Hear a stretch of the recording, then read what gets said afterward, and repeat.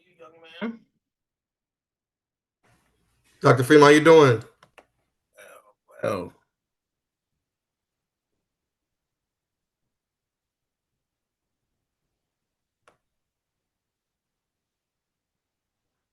I had to do a video check.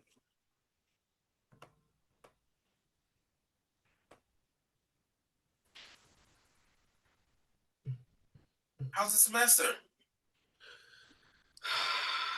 Dr. Freeman, I'm ready to get this done over with. And I told you, I was like, that last 6 weeks is a killer. That's why I was like, I got to get as much as I can because y'all gonna be blank-minded the last Oh six. my gosh, it's no joke. And I'm like, okay, 6 weeks, and I'm like, oh no, 6 weeks. Oh. At least you But get your break. You get your spring break in a couple weeks. yeah, somewhat. So, but how's the semester going for you? You know what? I can't complain. I'm really impressed with where my first year students are, and I like the work that my second year students and Black families, has shifted to in their level of intervention and assessment skills. So I, I think everybody's on target. I don't got too many stragglers. That's not too bad. That's not too Not too bad. bad at all. I thought the first year would have been hectic. They seem like crybabies. I'm like, No, some of them are extremely bright scholars. that's good. Now, what I'll say about many of you, you're lazy. You know what I'm saying? But I think I Yeah. think I think that's a challenge of this generation. You have too many things that happen quickly, Mhm. and so you don't have an appreciation for things that's supposed to happen over time. You got Instapots, you got microwaves, you know what I'm saying? You got the internet, and so you don't understand like a slow cooker. Some meats don't cook, but they gotta go overnight and all through the day.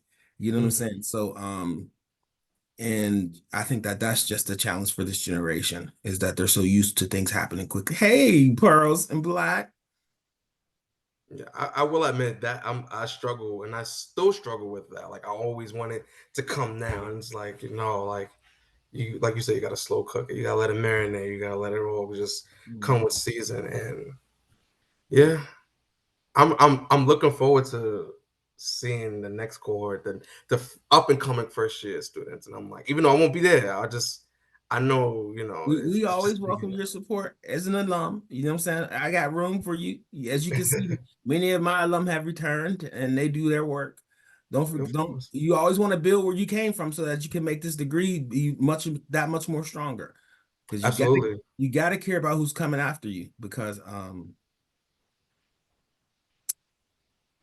just I already know. Yeah. yeah, it's like Yeah. because you got to make sure that there's still quality students out here representing you. Because if you get some jacked up students out here representing the JCSU brand, they're gonna be looking at your degree funny. And so, Exactly. so Exactly. And that's why I'm very strong and adamant on like when I see the first year students or they come to us and they're like, oh, I just like, look, this is not supposed to be easy. Nothing's ever going to be easy if it's worth it. So definitely, I definitely understand. hey, Dr. And J. I heard a little bit of the conversation. So, Meek, you seeing your first year students tonight? They on the thread with you. Hmm. I Yeah. told him, I said some of them are just some serious scholars, so I'm not too upset.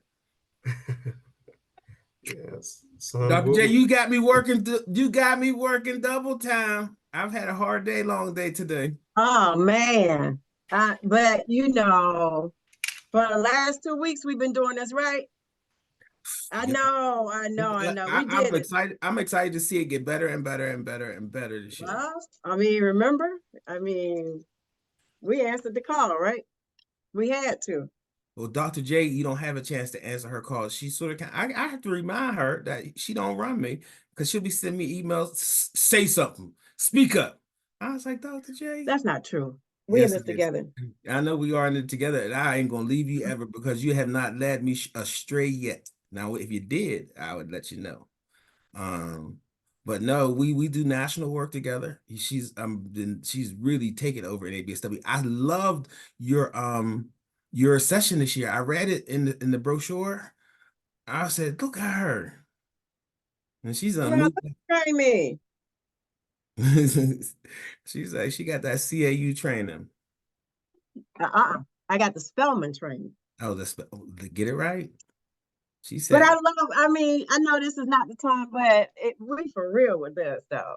I am, and then I got some good news for you. You know what I'm talking about. Remember what you did for me back in September.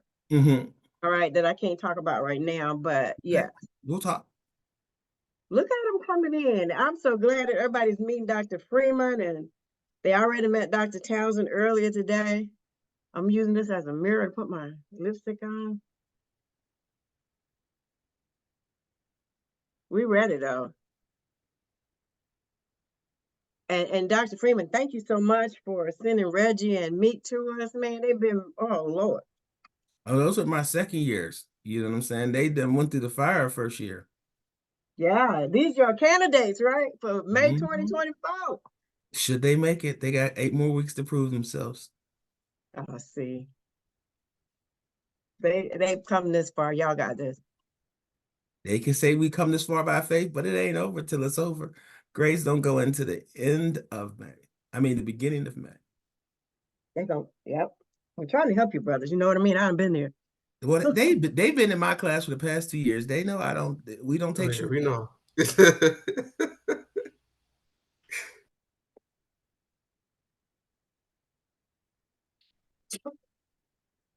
Just remember, brothers, to have your scripts close by. Yeah. Remember what Dr. Townsend told you. Okay. You But I'm know, try also to go ahead. no, Dr. J. I also I wanted to, while we had this brief moment at the top for my students in particular, I want to make sure that you guys make connection with the 2 or 3 men on this call that's in powerful positions, that are really committed to the profession. You know, Dr. E Street, our good brother who's going to be speaking tonight, Chad Lassiter, and then hopefully a partner of mine who I work with in the child welfare space, Mr. Bracelow. I told them about you guys. So definitely want to make sure that we make introduction. And don't be afraid to get contacts and follow up an email. I think there's a couple of emails that you're on the email with them. Just do a follow up. Just to make contact. You never know. Anthony is the president of the whole National Association of Social Workers.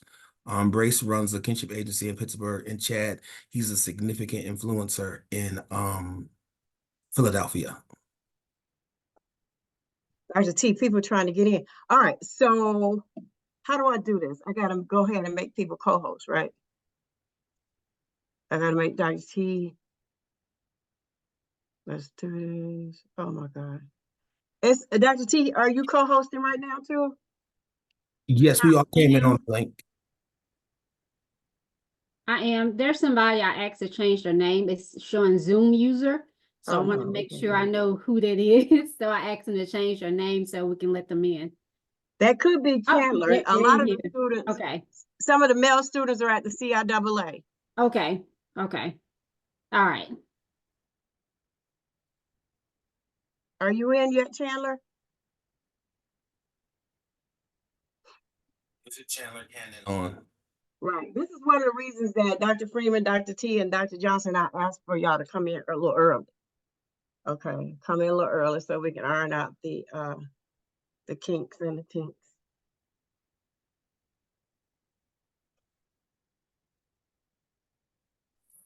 Good evening, everyone. How you all doing? Good evening, sir.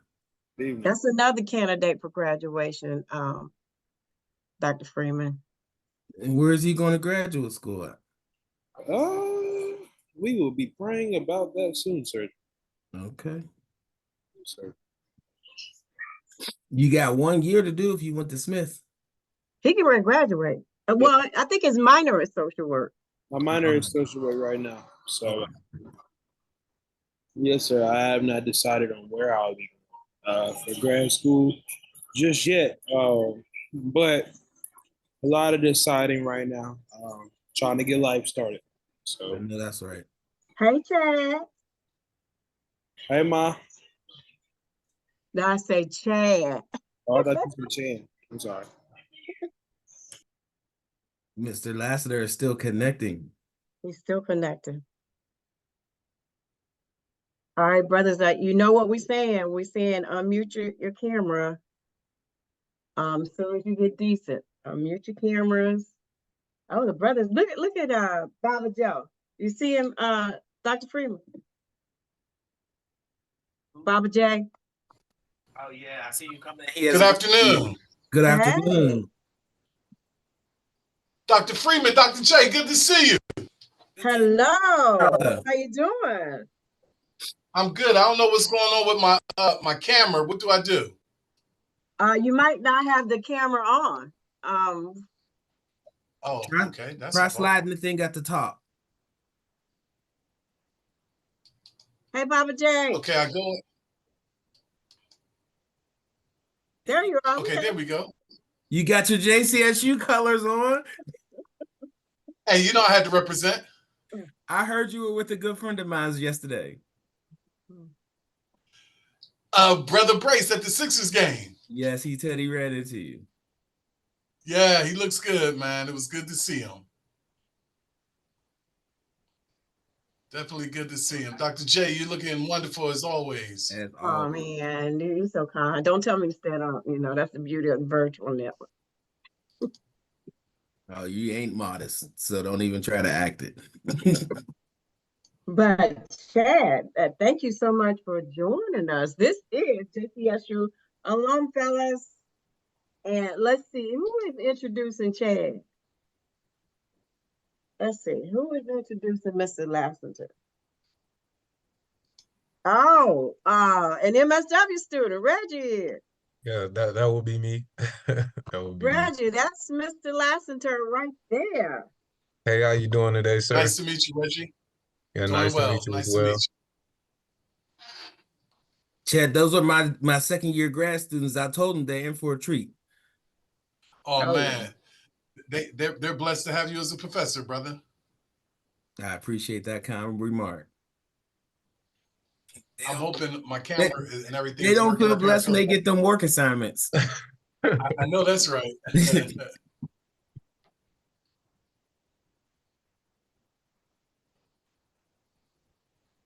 Yeah, I'm just excited to be here.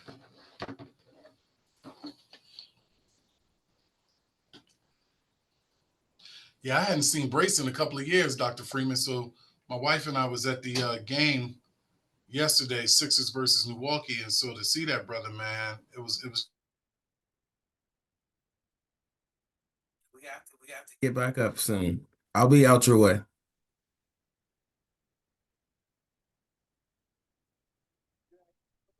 okay. All right, we'll see you.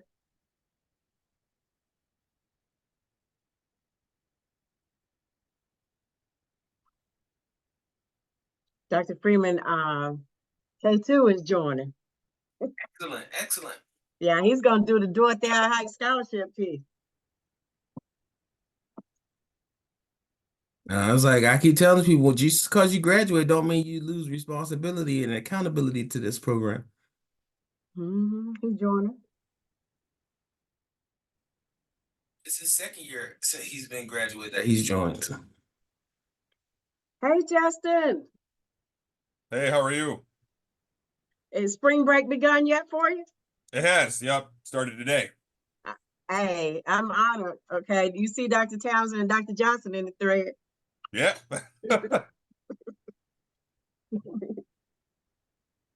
We're coming on the hill too in a couple of weeks.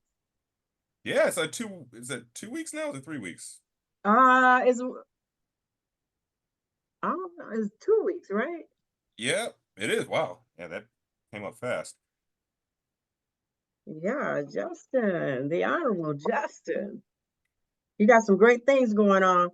So, Justin, do us a favor. If there's Congressman Towns, he's in the building. If Dr. Lewis doesn't show up, would you talk a little bit about the registration piece for Social Work Day on the Hill? Or Yes. Student Advocacy Day? Yep. I can do that.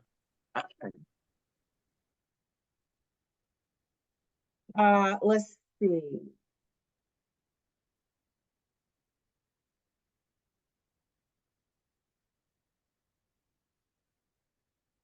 Dr. J, my good brother and friend just joined. Dr. Anthony Eastreet is in the building.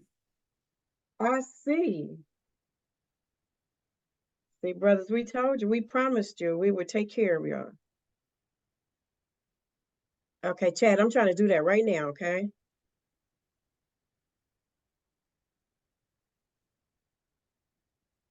Copy link.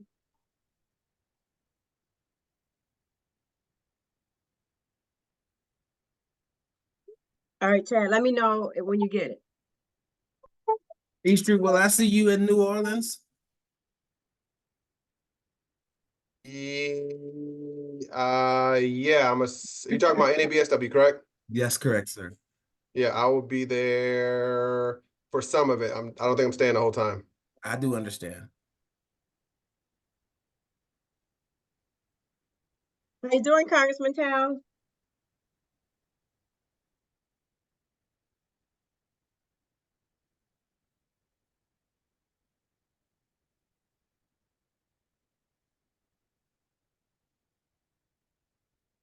Thanks, Dr. J. I'm gonna stay on my cell phone because I don't know what's going on with my computer. That's okay. We're just so happy you're here. We can see you well as well, so it doesn't interrupt. Okay. This cyber world, on the state level, we use Teams, so I think they block Zoom oftentimes. But we're blessed to be here.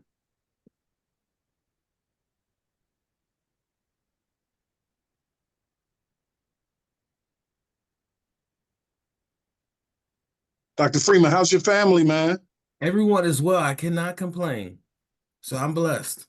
Good, good.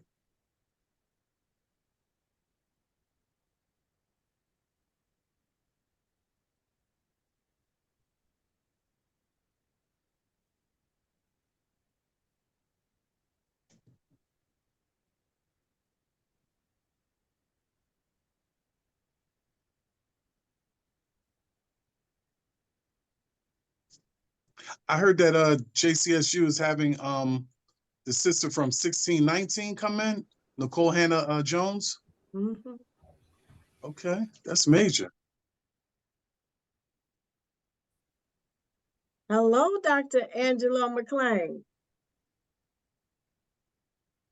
He's in the house, Dr. Freeman, one of the inaugural brothers. Hello, it's good to see you. Good to see you as well, sir. Thank you for showing up again. We appreciate your time. Is that how retirement looks, Angelo? I can't really say what retirement looks like. It's been I'm 14 months in. I did a lot of travel last year. Was served 6 weeks on a grand jury. Oh, handed wow. down 10 indictments. I haven't figured it out yet. But I think this year I'll hit my stride. Well, it's good to see you. I was about to say, that doesn't sound like retirement at all, Angelo. Not even in the least bit. Hey, Dr. Eastreet, how you doing? I'm all right. How are you today? Great. I love your background. Thank you. Thank you. I think Danielle created this one. It looks good. That is not my forte. I do not create Zoom backgrounds. Hey, Dr. Lewis.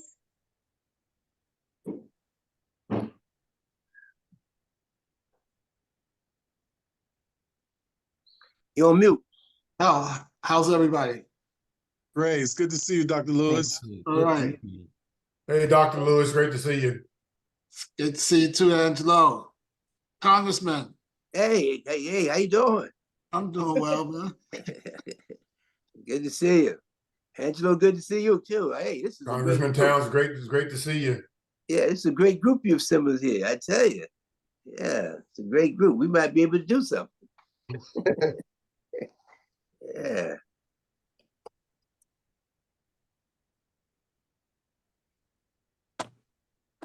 Get some candidates out of here. Uh-oh, there you go, y'all. There you go. There you go, Dr. Freeman. I want you to know, I can do a little polling. Well, you do have a person they're interested in running from the school board. You, Okay. Joshua, you remember you shook his hand last year at the reception that we gave? Yes, ma'am, I remember. Yeah. Yeah. I like that background right there with the Johnson C. Smith Biddle Hall in the background. That's lovely. Yeah. Okay. Ran for the school board, huh? That's great. I like that yellow jacket, man. Thank you, sir. You're looking at our newest board member. Yeah, I do like those colors. That was my high school colors of the blue and gold. Oh, okay. All right. That's his college school colors, representing the JCSU. Got to. I'm gonna try one more time, Dr. Freeman, to come online. But it looks like I might just have to stay here on the phone. So let me close out the computer. Yeah. We got you. Okay.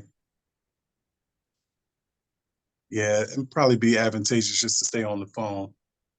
I'll go ahead and do that. I would like to say on behalf of Johnson C. Smith University Department of Social Work and School of Social Work, my name is Shannon. And I am very, very grateful for each and every one while we're still waiting for others to join in. Thank you all for joining and taking the time out to be with us on this evening, alongside with Dr. J, who is allowing us to put on this major event. We've worked very, very hard, and we're just ready to excel and to exceed and hear what the good things that you guys have to share for us. So thank you so much for your time so far. Curtis and Towns, he's a member of Phi Beta Sigma Fraternity Incorporated. That's exactly right. I remember. Yeah. I could tell by the way he's speaking, he was a good guy. Yes, sir. We remember me, my good brother Sheree on the phone, as well as Brother Joe. We all walked you in last year. Okay. Yes. They're at the CIAA.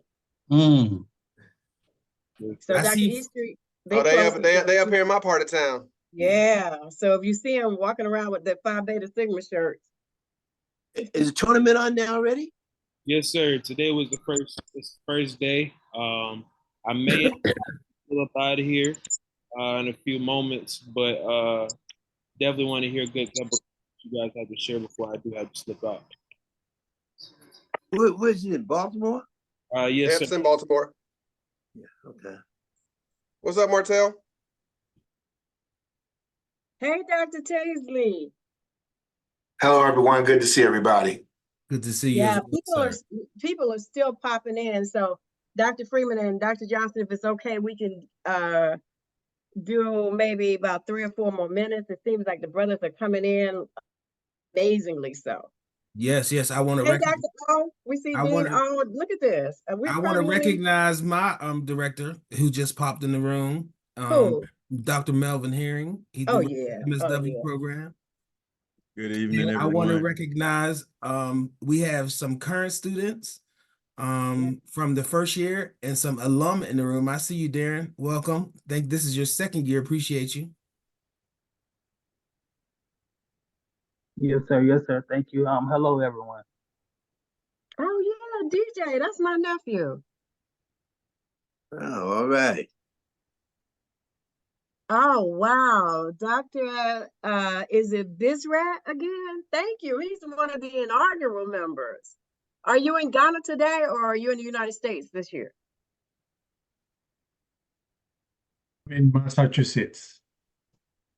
Okay, thank you so much. And he is a current national board member for NASW. That's awesome.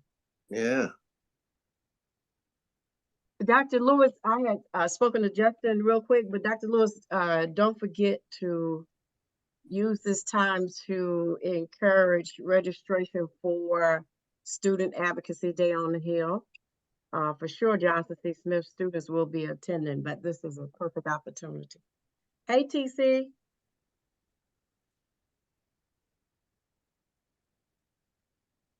Hey, took me a second to unmute. Hey.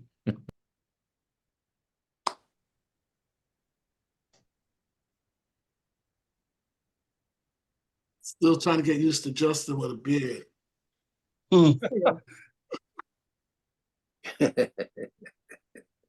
Yeah, I got good reviews from the beer, Charles, and it just stuck after that. It looks good. It looks good on you, Doc. It's good to see you. Good to see you too. Welcome to the team. Glad to have you with us on the Chris board. Yeah, exactly. I'm really, really excited. Really excited. Got to catch up with you. Yeah. Keep it though, man. It looks good. It looks good. Thank you. I'm inspired. I'm not going to grow a beard, but I'm going to grow some hair.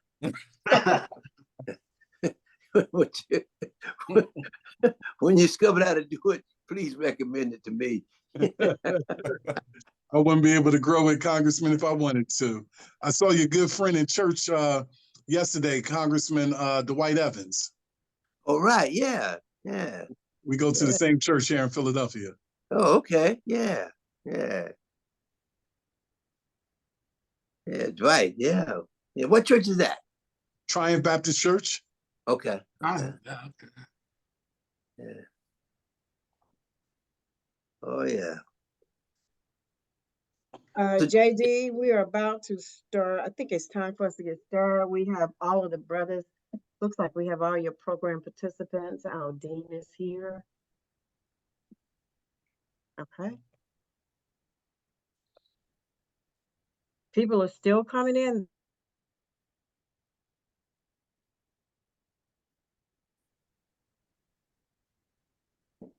No, that's beautiful. People are still coming in. How you doing, Kirsten? All right. My apologies. I was trying to take myself on mute. How you doing, Dr. Lewis? I'm good, man.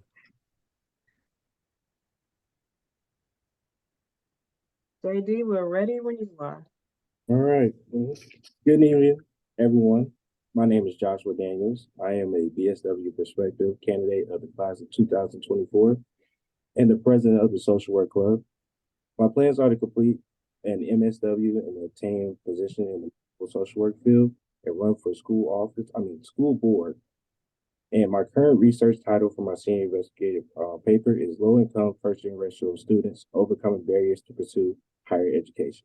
I am your host and your MC for the 3rd annual Exploring Professional Opportunity for Black Men in Social Work here at Johnson C. Smith University, which was created in 2021 by Associate Provost Dr. Helen T. Caldwell, Dr. Judith Parker Bensley, and Dr. James T. Freeman.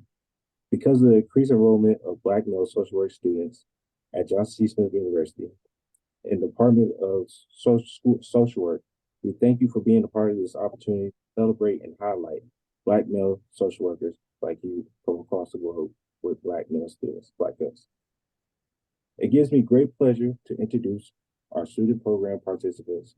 We have bonded together to represent a small portion of the BSW and the MSW males in the Department of Social Work. The Social Work Club, prospective candidates for graduation, and the students in the Social Work Intermediate class to create tonight's historical event. But first, Mr. Jensley Excellent, a freshman from Miami, Florida, who is immersing himself in the world of football as a student athlete while pursuing a degree in social work. While beginning to introducing our special guests throughout the event, Mr. Caden McKeon Bell is a member of the Johnson C. Smith University football team and has his own line of clothing. Caden is an offspring of educated social work family members. Jensley, who do we have with us thus far? He'll be joining Jensley and welcoming our special guest.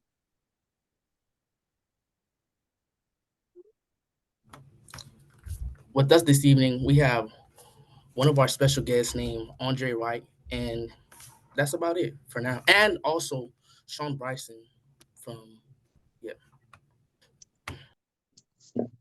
Thank you, and we welcome all of you. For each of the brothers here tonight, we've been tasked with the introduction of our program guests. Let me introduce you to each of them. After the message from our keynote speaker, Dr. Freeman will facilitate a critical discussion related to exploring professional opportunities for Black men in social work. I will introduce the student program participants. Mr. Kamali Hay. It is with an honor that we introduce Mr. Hay, our track team star, as a prospective BSW candidate in the class of 2024. Throughout last academic year, we witnessed Kamali Hay study hard for his United States citizen exam. Join me in congratulating him for passing with a perfect score. Congratulations, Kamali.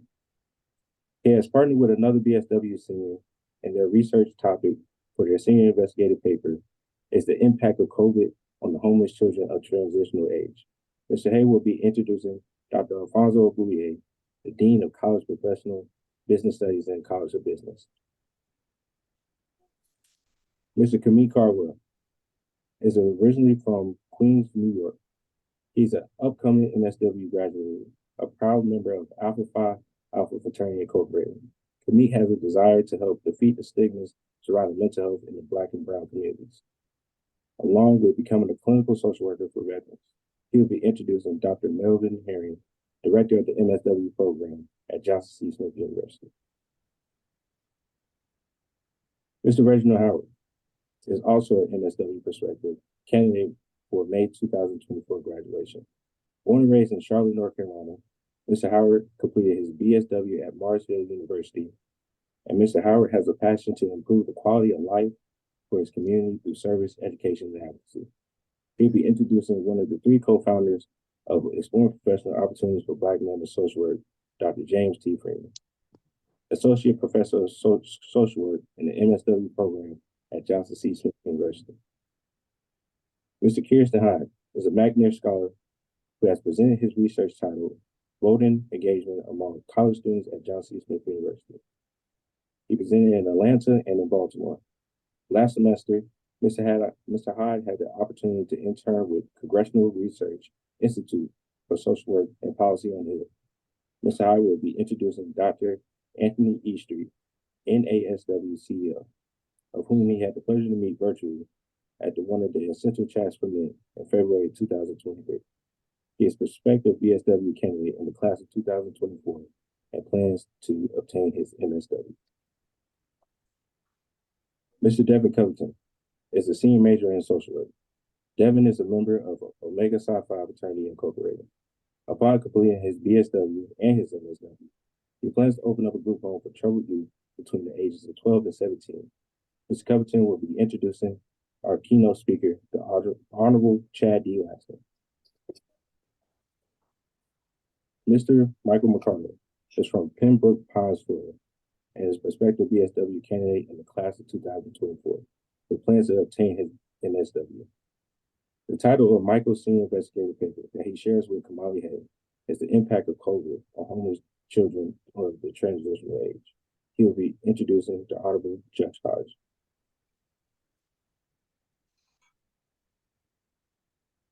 We have Dr. O.J. Mewey in the call. Mr. Sharif White is a native of Beaufort, South Carolina, the home of Congressman Robert Smalls from 1875 until 1883. Sharif is a member of Phi Beta Sigma Fraternity Incorporated. Is majoring in interdisciplinary studies and has already earned a minor in social work. Upon graduation, he plans to work in the medical social work field in the hospital setting and pursue an MSW. Mr. Chandler Cannon is from Charlotte, North Carolina. He will be joining Sharif in the introduction to fraternity brother former Congressman Adolphus Ed Towns, sponsor of the Dorothea I. Height and Wendy M. Young Jr. Social Reinvestment Act. Chandler is a senior major in interdisciplinary studies with a concentration in social work and music, and he is a drummer with the JCSU band. Mr. Ibrahim Thompson is from Minneapolis, Minnesota. He's a junior majoring in social work and has plans to return to JCSU upon graduation to pursue his MSW. Mr. Thompson will return later to introduce one of the co-founders of Exploring Professional Opportunities for Black Men in Social Work. Mr. Sebastian Gibson is a proud freshman in the BSW program at Johnson C. Smith University, and he's from Mobile, Alabama. Since he enrolled, Sebastian has been the bass voice in the university concert choir. He is very active in nonprofit organizations in North Carolina and other states, including Social Workers for Reparation initiatives. Before the introduction of our Dean of College Professional Studies, at this time, we want to know who is in attendance today. Please place your names, your universities, or your agency affiliations in the chat so that we can acknowledge your presence. Jensen, who are some of the special guests that we have?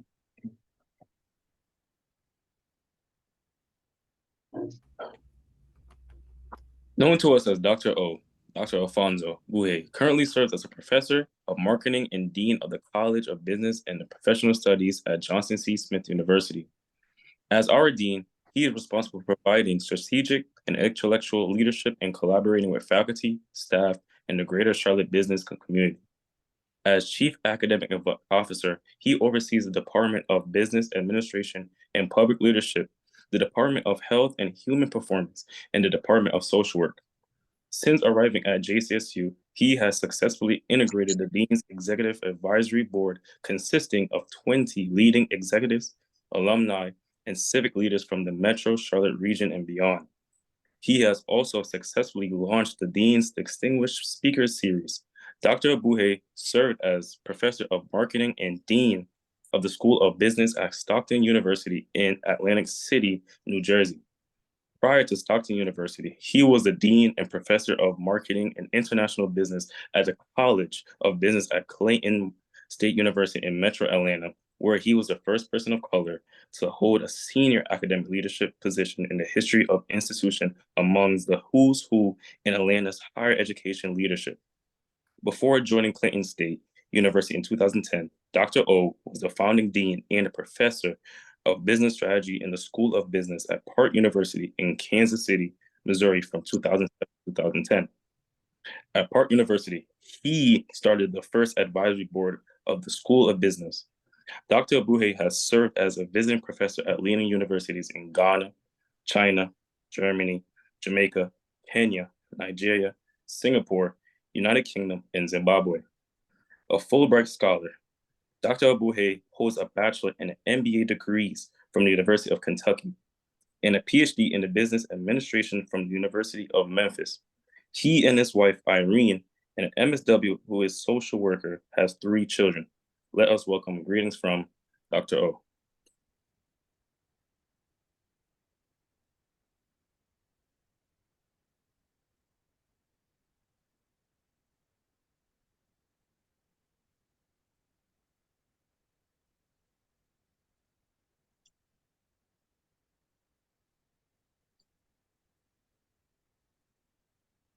He may be having some technical difficulty.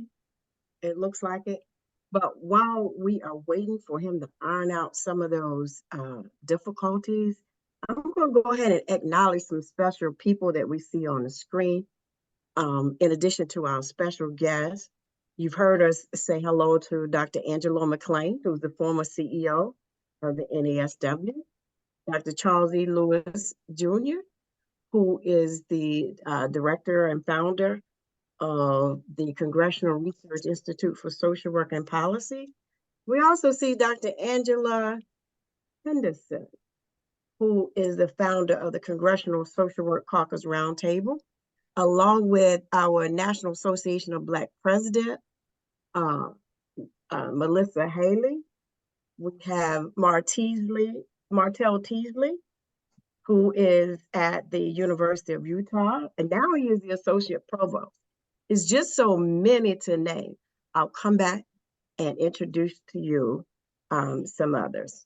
Dr. J, I also wanted to say hotep to our national president, Dr. Absolutely. Haley, as well as I wanted to recognize my friend and mentor in the child welfare space. I see his name in the room, Brother Bracelo out of Pittsburgh and Philadelphia.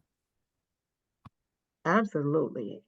Anybody else wanted to say hello while we are waiting for Dr. O? Not the special guest, but just a few of our, I see Dr. Gary Bailey from Simmons. Is it Simmons College or Simmons University out in Boston, where it's really cold? Thank you so much for being a supporter, okay? I'll make note that I hope to see everybody at the NABSW conference in New Orleans. If you haven't registered, do so by the time this meeting concludes.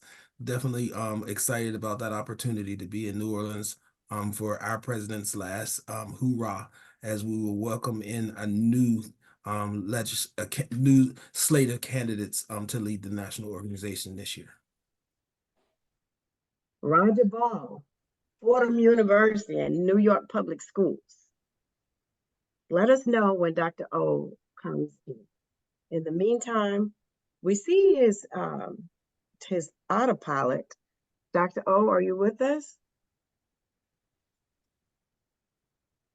Okay, let's Yeah, just Doc, move. I don't see him up here. I only see his otter. Okay, So I'm not sure if he's on. okay. Thank you for letting us know. JD, go ahead with the who's the next person? Okay. Now let's hear from our BSW program director via video in her absence, Dr. Karima Gray.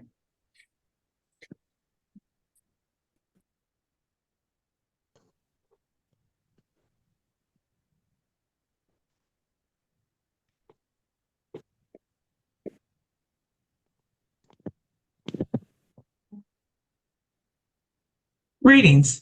As the chair of the Department of Social Work and BSW Program Director in the College of Business and Professional Studies at Johnson C. Smith University, it is my distinct pleasure to welcome you all to the third annual Exploring Professional Opportunities for Black Men in Social Work webinar. For the past 3 years, established by Associate Provost Dr. Helen T. Caldwell and Department of Social Work faculty members Dr. Judith Crocker Billingsley and Dr. James T. Freeman, Johnson C. Smith University, along with many of you, produced this forum to honor the work of Black men in social work that so often can go overlooked, and to inspire Black men who want to become social workers.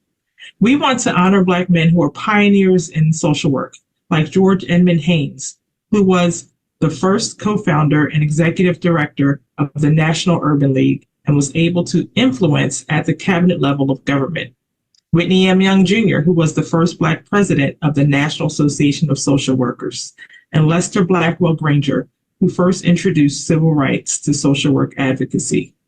These great men paved the way for current great Black men in social work, like our esteemed keynote speaker, the Honorable Chad Lassiter, who graduated from our BSW program here at Johnson C. Smith University, and who currently serves as the Executive Director of the Pennsylvania Human Relations Commission, and has been appointed by President Joe Biden to serve on the Presidential Advisory Commission on Advancing Educational Equity, Excellence, and Economic Opportunity for Black Americans.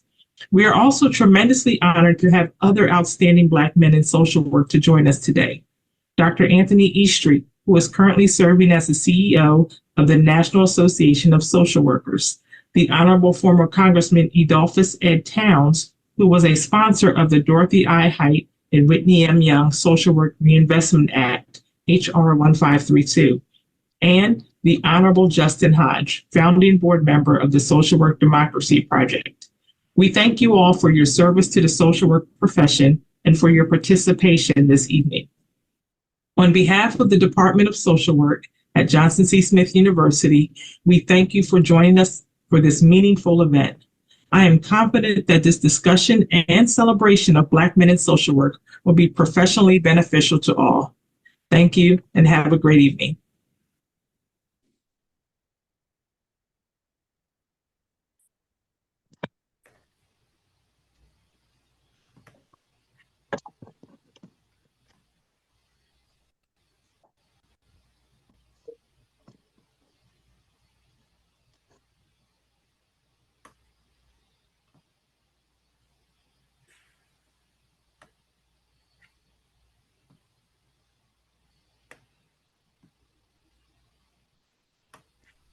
Mr. Caldwell.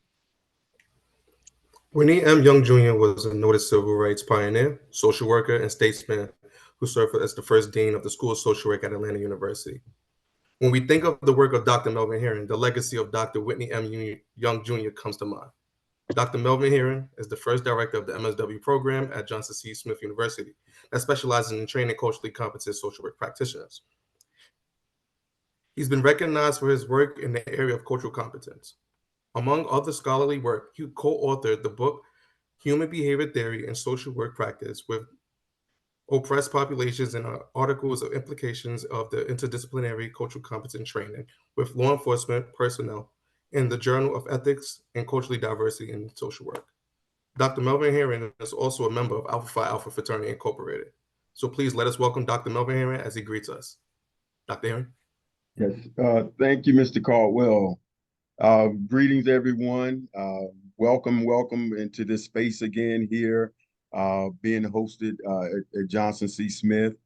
On behalf of the Master of Social Work program, again, I'd like to welcome everyone into this space.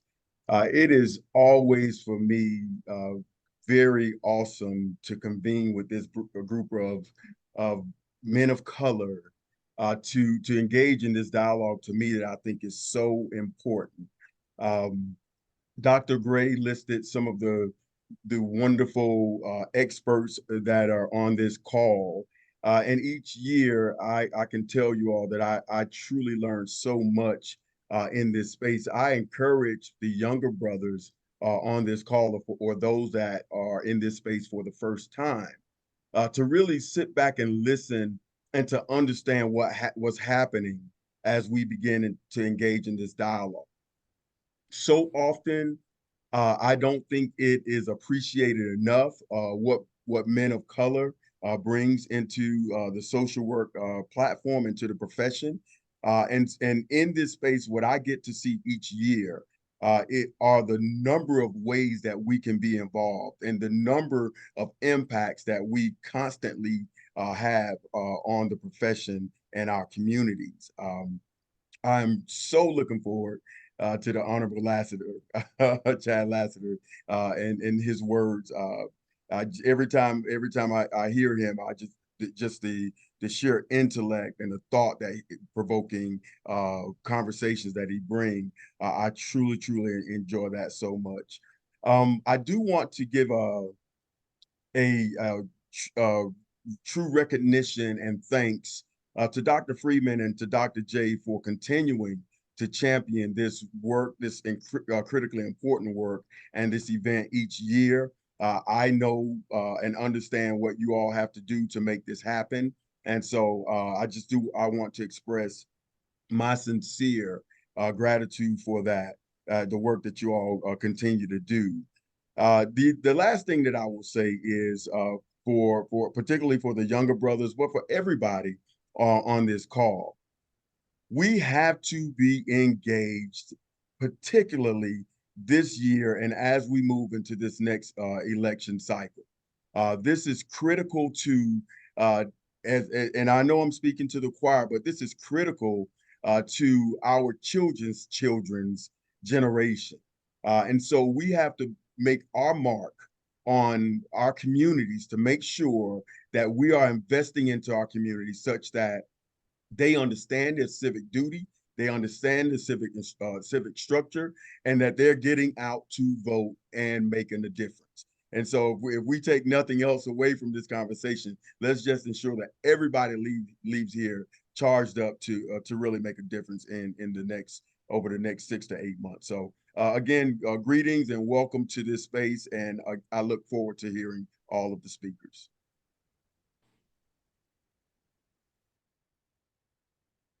Thank you so much, Dr. Herring, for your powerful words. We will ensure that we will remember your words. At this time, we want to introduce our social work program guests from the promotional flyer that you received from various listservs. You will find that we will all be intrigued by our Black male social work scholars here with us this year. To each one of you, on behalf of the Black male social work students, faculty, and male students from other disciplines, we thank you for being with us tonight to receive guidance and directions that we need to take.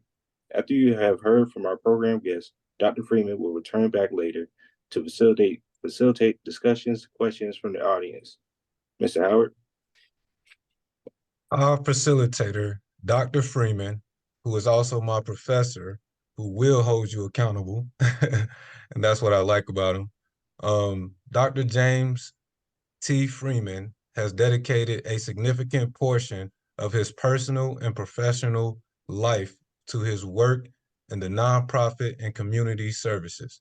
Dr. Freeman is the current Chief Program Officer for A Second Chance Incorporated. Dr. Freeman also serves as an Associate Professor for the MSW program at Johnson C. Smith University in the Department of Social Work, and is also a licensed clinical social worker, holding license in both Pennsylvania and North Carolina. Much of his efforts has been around working with African-American families in support of enhancing their growth and development, to assist them with competent community services that reduce barriers in a strategic effort to build strong families and safe communities. Dr. Freeman is a national thought leader in child and family well-being. He serves as the chair of the National Association of Black Social Workers, NABSW, Finance Committee, a co-chair for the NABSW National Conference, and the executive consultant for the Black Administrator of Child Welfare. Dr. Freeman? Can you say that I'm unapologetically Black? I do associate with white people, so let's be clear. I am so excited to talk about the conversation that we're going to have this evening around Black men in social work. This conversation has been enriched over the past 3 years, and I have no doubt the person that we have asked to keynote tonight, I'm familiar with his work on that Black administrators, but also the work that he did, and he'll talk about it. I don't want to get in the middle of all of his message, but I'm most impressed with some of the work he did at Penn with the social work students there, and some of them I know from multiple other spaces. As well as our panelists that we have and some of our honored guests who continue to return because the conversation is so rich. And so I want to encourage the young men, put your questions in the chat, be prepared to come off mute, be prepared to be engaged. These high-level African-American men in social work have committed this evening to you because they are so committed to this profession. And so I don't want you to miss that opportunity. They're not looking to talk at you. They're looking to be in conversation with you. And so I want to caution you on that. Our panelists, those who are not keynoting, will have 5 to 10 minutes. And I'll be facilitating that. But our panelists, our keynote, who we are very excited about, will have. Thank you, Dr. Jason. Text, and y'all know I can't not see something. Our keynote will have 15 minutes. So then we're going to be engaged in our conversation. So I welcome you. I'm excited and I look forward to us being able to create a sound together that changes the lives of the Black men in this room that will impact families and community across this country.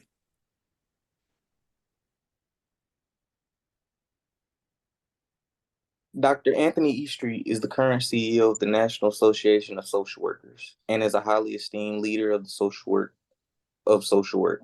Dr. Eastreet, who has more than 2 decades of experience in the social work profession, has made significant contributions to the field through his academic and professional endeavors. He began his career as adjunct professor at Morgan State University in Baltimore, Maryland, and later became the MSW program chair and full professor. While at Morgan State, he has co-edited a groundbreaking book on African-centered clinical interventions in the social work mental health field practice. He's published over 40 peer-reviewed journal articles on social work education, workforce development, and social work practice. In addition to his academic work, Dr. Eastreet has held several leadership positions within the social work profession. He served as the vice president of the NASW Board of Directors and as the chair of the NSW Alcohol and Tobacco and Other Drug Specialty Practice Section and the National Ethics Committee. In addition, he's co-chaired the committee tasked with planning and executing an innovating National Social Work Conference. He's the founding president of the National Association of Black Social Worker Baltimore Legacy Chapter. Dr. Eastreet has earned a Bachelor in Science in Psychology from Bowie State University, an MSW from Virginia Commonwealth University, a doctorate in social work at Morgan State University, and an MBA at the University of Maryland, College Park. He is a member of Alpha Phi Alpha Fraternity Incorporated, the oldest intercollegiate African-American fraternity. Brothers, please welcome Dr. Anthony Eastreet, the CEO of the National Association of Social Workers.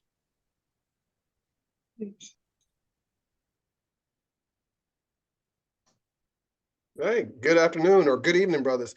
So I'm so excited to be here and to share this space with everybody.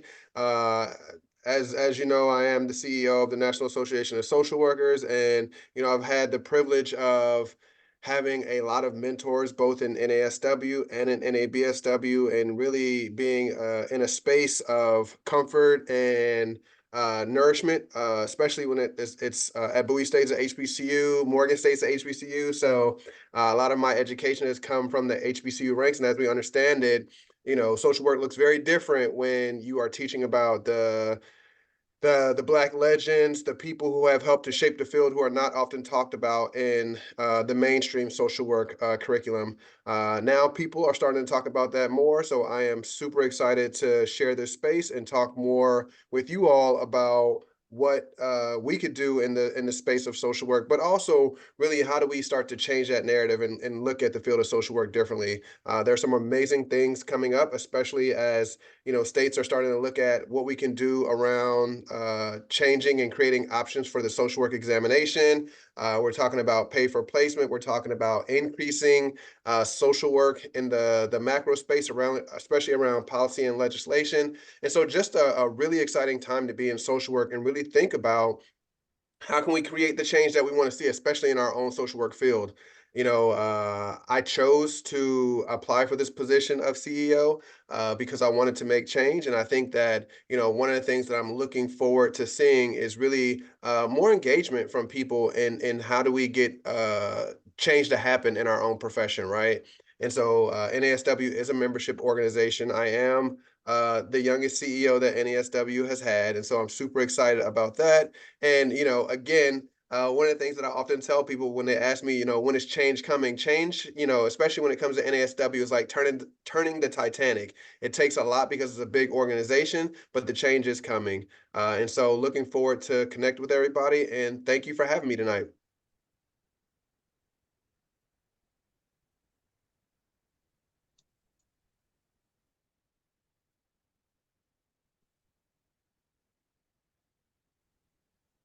I'm going to go ahead and introduce some more people who are actually in the thread with us tonight. Again, we're so honored to have all of you. You've heard us welcome Dr. Martell Teasley. Now we're going to say hello to John Young, who's a first year MSW student at JCSU. We also have Professor Frederick Stevens, who is an associate professor of social work at the University of Carolina at Pembroke. We saw Dr. Darren Jackson, who's a graduate of this program.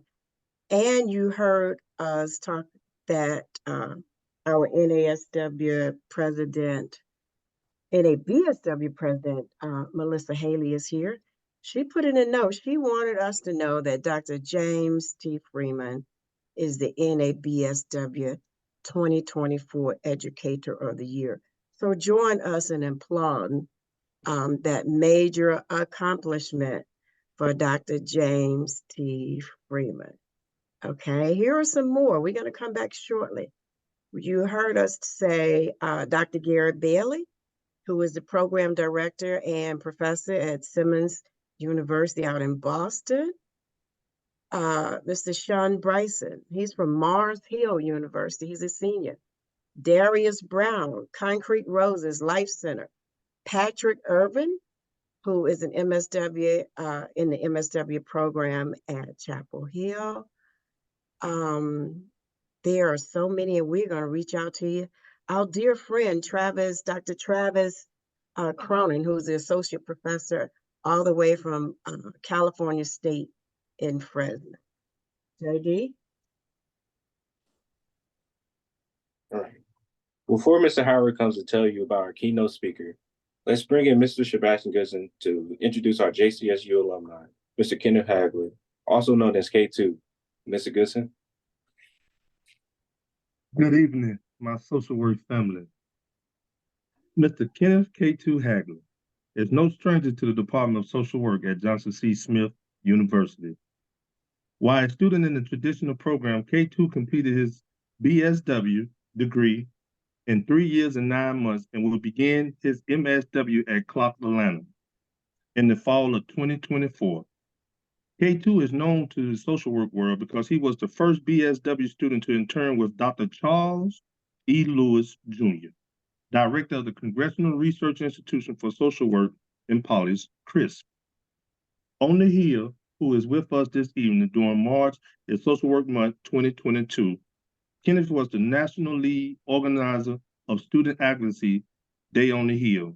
He will now come to us to talk about the Dorothy I. Height Social Work Scholarship Fund. Let's welcome our brother, Kenneth K2 Hagley. Well, good evening, everyone. I hope you are well. What a pleasure it is to be back at Johnson C. Smith University. I'm a graduate, so I don't have to be as polished anymore and impressive as I used to be. I have my degree. So I'm just excited to be here. Man, I see so many people on this thread that have impacted me. I have to start out with Dr. J, an amazing individual, Dr. Herron. Dr. Herron has mentored me on so many different levels through the JCSU experience, being part of the Charlotte Racial Justice Consortium.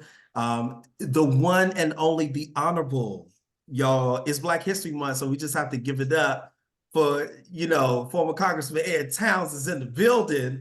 And I just want you to understand that if you on this thread, he's going to grab you by your collar and ask you why you are not running for political office. That's exactly right. It's going down tonight. So I want to put that out there to Dr. Eastry. Certainly grateful for you. There's a young legend here that I just really want to put on Front Street. You may not have heard of him yet, but I'm telling you, he's an emerging leader. He's absolutely amazing. I've had a lot of interaction with him. The one and only Justin Hodge is in the building. So grateful to see you, sir.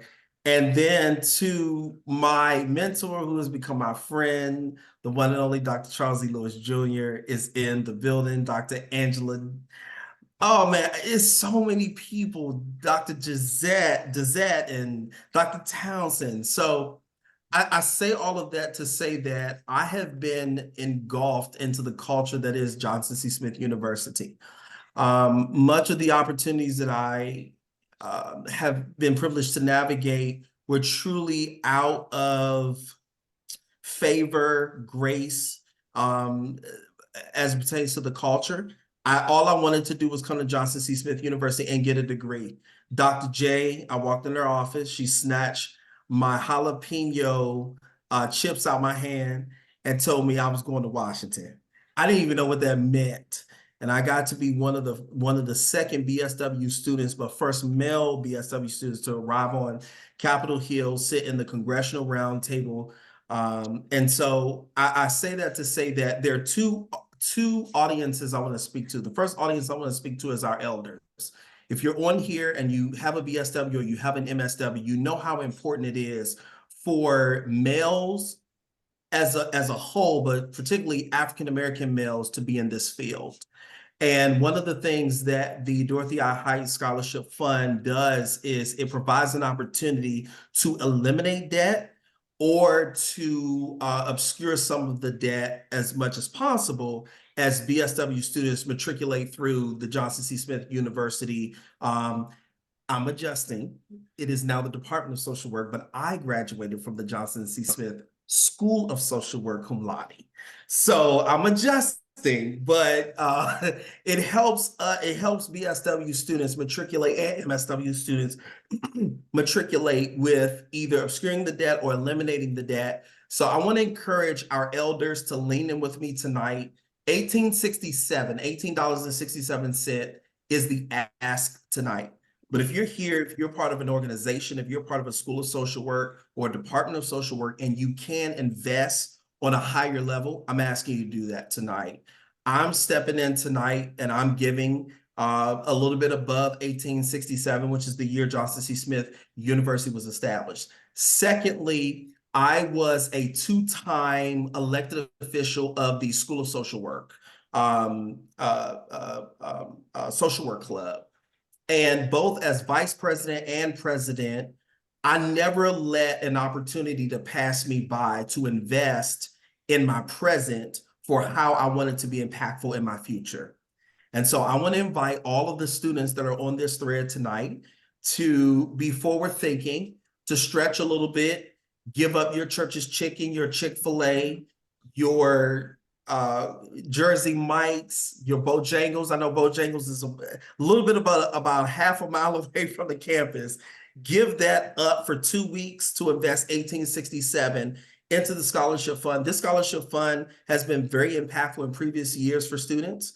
And so we just all get to be a part of making a difference in the future, particularly the financial future of BSW and MSW students as they matriculate, particularly through the Johnson C. Smith Department of Social Work. So that's the ask tonight. I need you to lean in. I want us to do this big. I want us to do this smart. And I think we can all make a difference. Just a small caveat, as you're making a difference with the scholarship fund to subsidize further investing into students, please make sure your students are signed up for the CRISP Student Advocacy Day, which is coming up in March. Dr. Lewis will probably talk about it a little bit, but I just wanted to put that out there in congruent with this because it's so important to invest in your present and your future, but also be actively developing yourself. And much of who I am and all the things that I've been accomplishing is because I've had a both and level of engagement in my academic process, particularly at Johnson C. Smith University. So thank you for having me tonight. I'm so excited for you. Please lean in. How you know you are the smartest person in the room is by the questions you are willing to ask. So put those questions in the chat, reach out to the speakers and to the panel, and let's have an amazing time tonight. All right, let's make an investment tonight. All right, let's do it together. Thank y'all.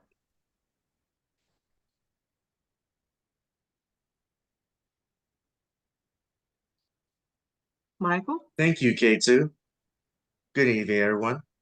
The Honorable Justin Hodge is a clinical assistant professor of social work at the University of Michigan. He is the co-lead for the Policy and Political Social Work Pathway and the director of the Online Certificate in Political Social Work. Mr. Hodge is committed to increasing the presence of social workers in policy and political spaces. He teaches courses that provide students with the tools to engage in politics and approach policy work from a social justice perspective. Hodge was elected to the Washtenaw County Board of Commissioners in November 2020. As a county commissioner, he brings his social work perspective to addressing the most pressing problems facing the Washtenaw County. Hodge has a particular focus on addressing inequities in the county and promoting economic opportunity. In 2021, Hodge was appointed by Governor Whitmer to the Commission on Community Action and Economic Opportunity, where he is able to lend his expertise at state level.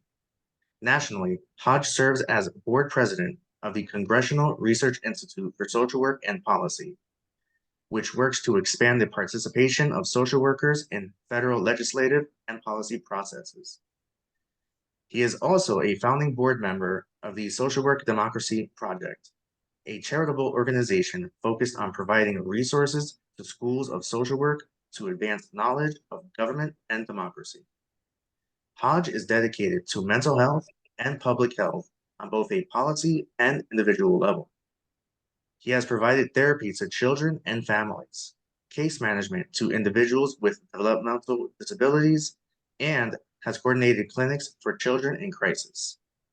By leveraging his experiences as both a clinical and macro social work practitioner, Hodge aims to bridge the gap between the two for students. He strongly feels that all social workers should be involved in our democracy and work individually with students to help them find how their desired career can align with that. Thank you, Mr. Hodge, for accepting the invitation to Exploring Professional Opportunities for Black Men in Social Work 2024.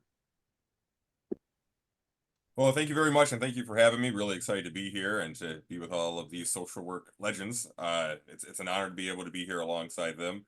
I think this is a great opportunity for all the students watching to hear about so many different career paths that social workers can take. As you heard from my bio, I went from doing clinical social work and then over time went into academia and then moved into continuing to work in academia, but also serving an elected office. I'm currently the chair of our county board of commissioners, and I'm running for re-election again this year because we currently have 2-year terms in Michigan.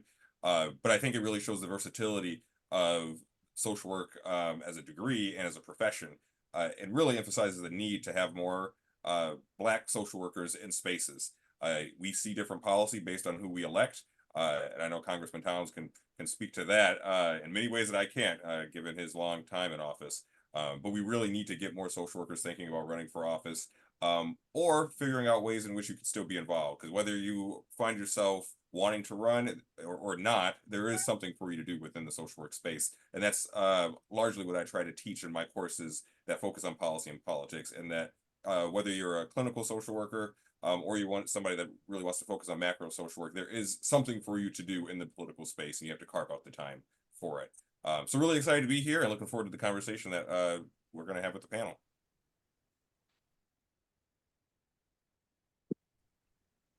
Social work pioneer. Former Congressman Ed Towns emerged from North Carolina's tobacco fields, mastered the sometimes turbulent politics of urban Brooklyn, and rose to the chair committee on oversight and government reform during a 30-year career in the U.S. House. On February 27th, the Honorable Congressman Towns hosted a congressional briefing on Capitol Hill to celebrate the unveiling of the Dorothy I. Height and Whitney M. Young Jr. Social Work Reinvestment Act. Congressman Towns credited the two social work pioneers with his decision to become a social worker. The congressman stated that the Dorothy I. Height and Whitney M. Young are the two of his personal heroes. The congressman shared his insight into the need to establish the Dorothy I. Height and Whitney M. Young Jr. Social Work Reinvestment Act. Congressman Towns once stated, "I am aware of the significant contributions social workers make the fabric of our nation, and equally are aware of the troubling challenges that prevent my social work professional colleagues from continuing to deliver essential social services." Towns retired at the end of the 112th Congress and still adhering to his low-profile legislative style. Brother Towns, thank you so much for your awesome meet and greet reception last year on February 27th, the same exact day you unveiled the Social Work Reinvestment Act at Johnson C. Smith University that brought over 150 persons to the Department of Social Work to honor your word. We welcome our dear brother, Congressman Ed Towns. Thank you very much, and for the very kind introduction. I really appreciate that. I also want to thank the organizers of this event this evening.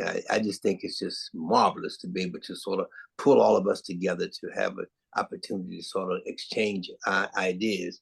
Someone indicated early on that I'm here to recruit. I'm here to recruit social workers to run for office. You know, I do think that more of us really should get involved in electoral politics. I think that the need is just tremendous, and they need us there. We're qualified to do it. You know, I've been involved in teaching. I taught at Fordham University, and of course, getting involved in the political arena. I just think that that's a natural for social workers. I think our training, our background is just perfect for being involved in electoral politics. So I'm here tonight to encourage the brothers to look really involved in different aspects of it. If you don't want to run for office, get involved in some part of political arena, because you have the background and the training to be able to do the job that really needs to be done. You have the ability to do polling. There's no question about it in terms of relationships and relating.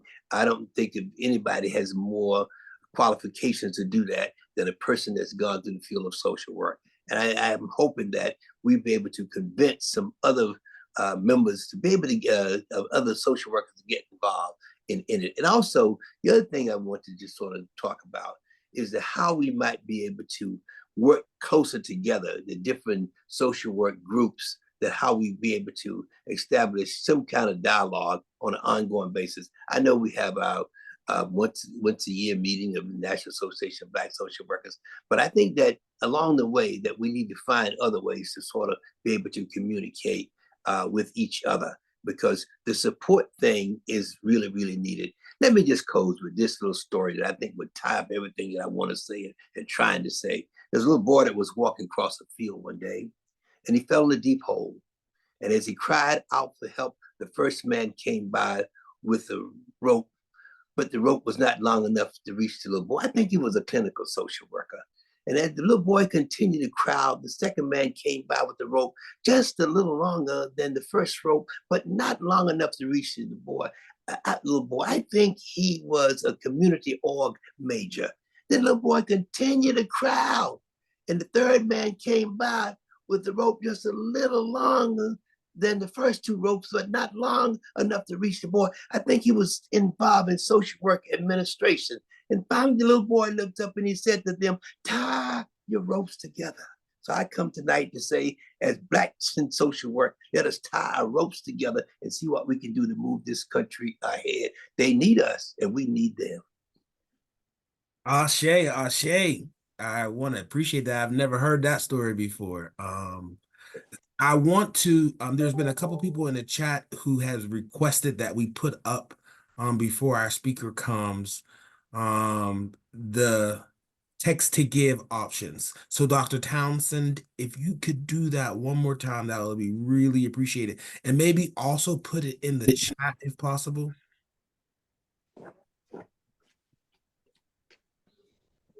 It's in the chat as well.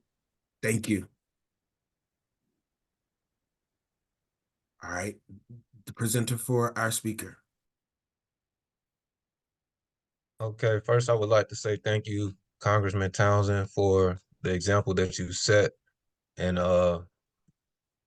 you know, being a role model for us African American men. We really appreciate it.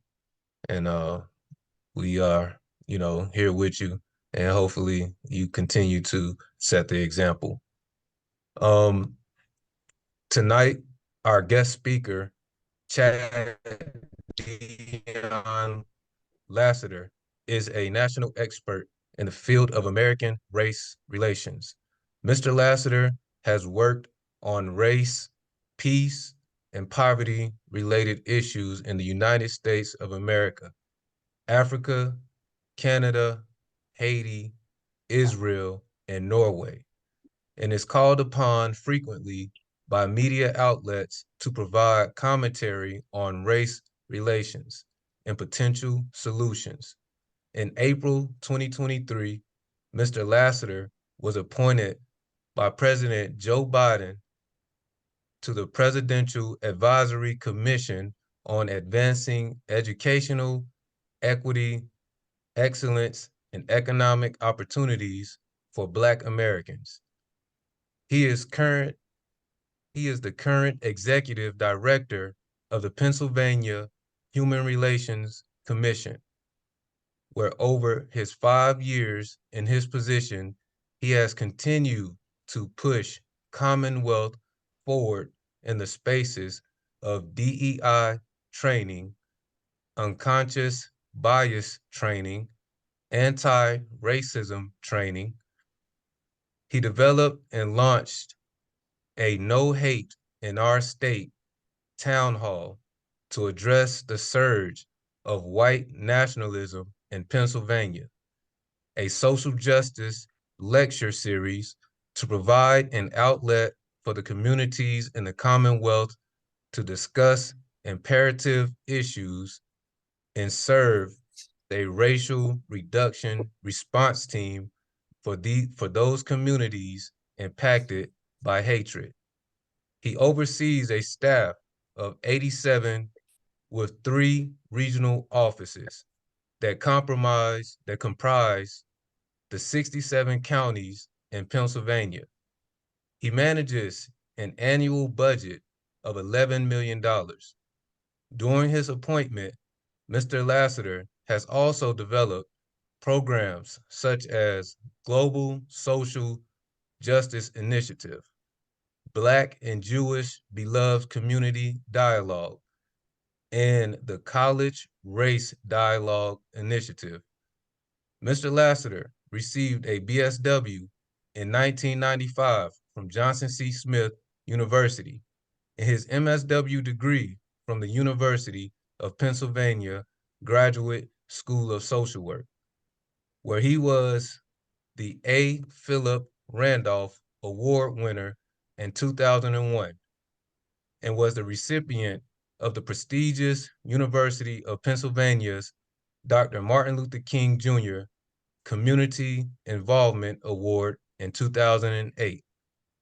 Mr. Lassiter is a co-founder and current president of the University of Pennsylvania School of Social Policy and Practices Black Men at Penn, the first Ivy League Black male group of social workers.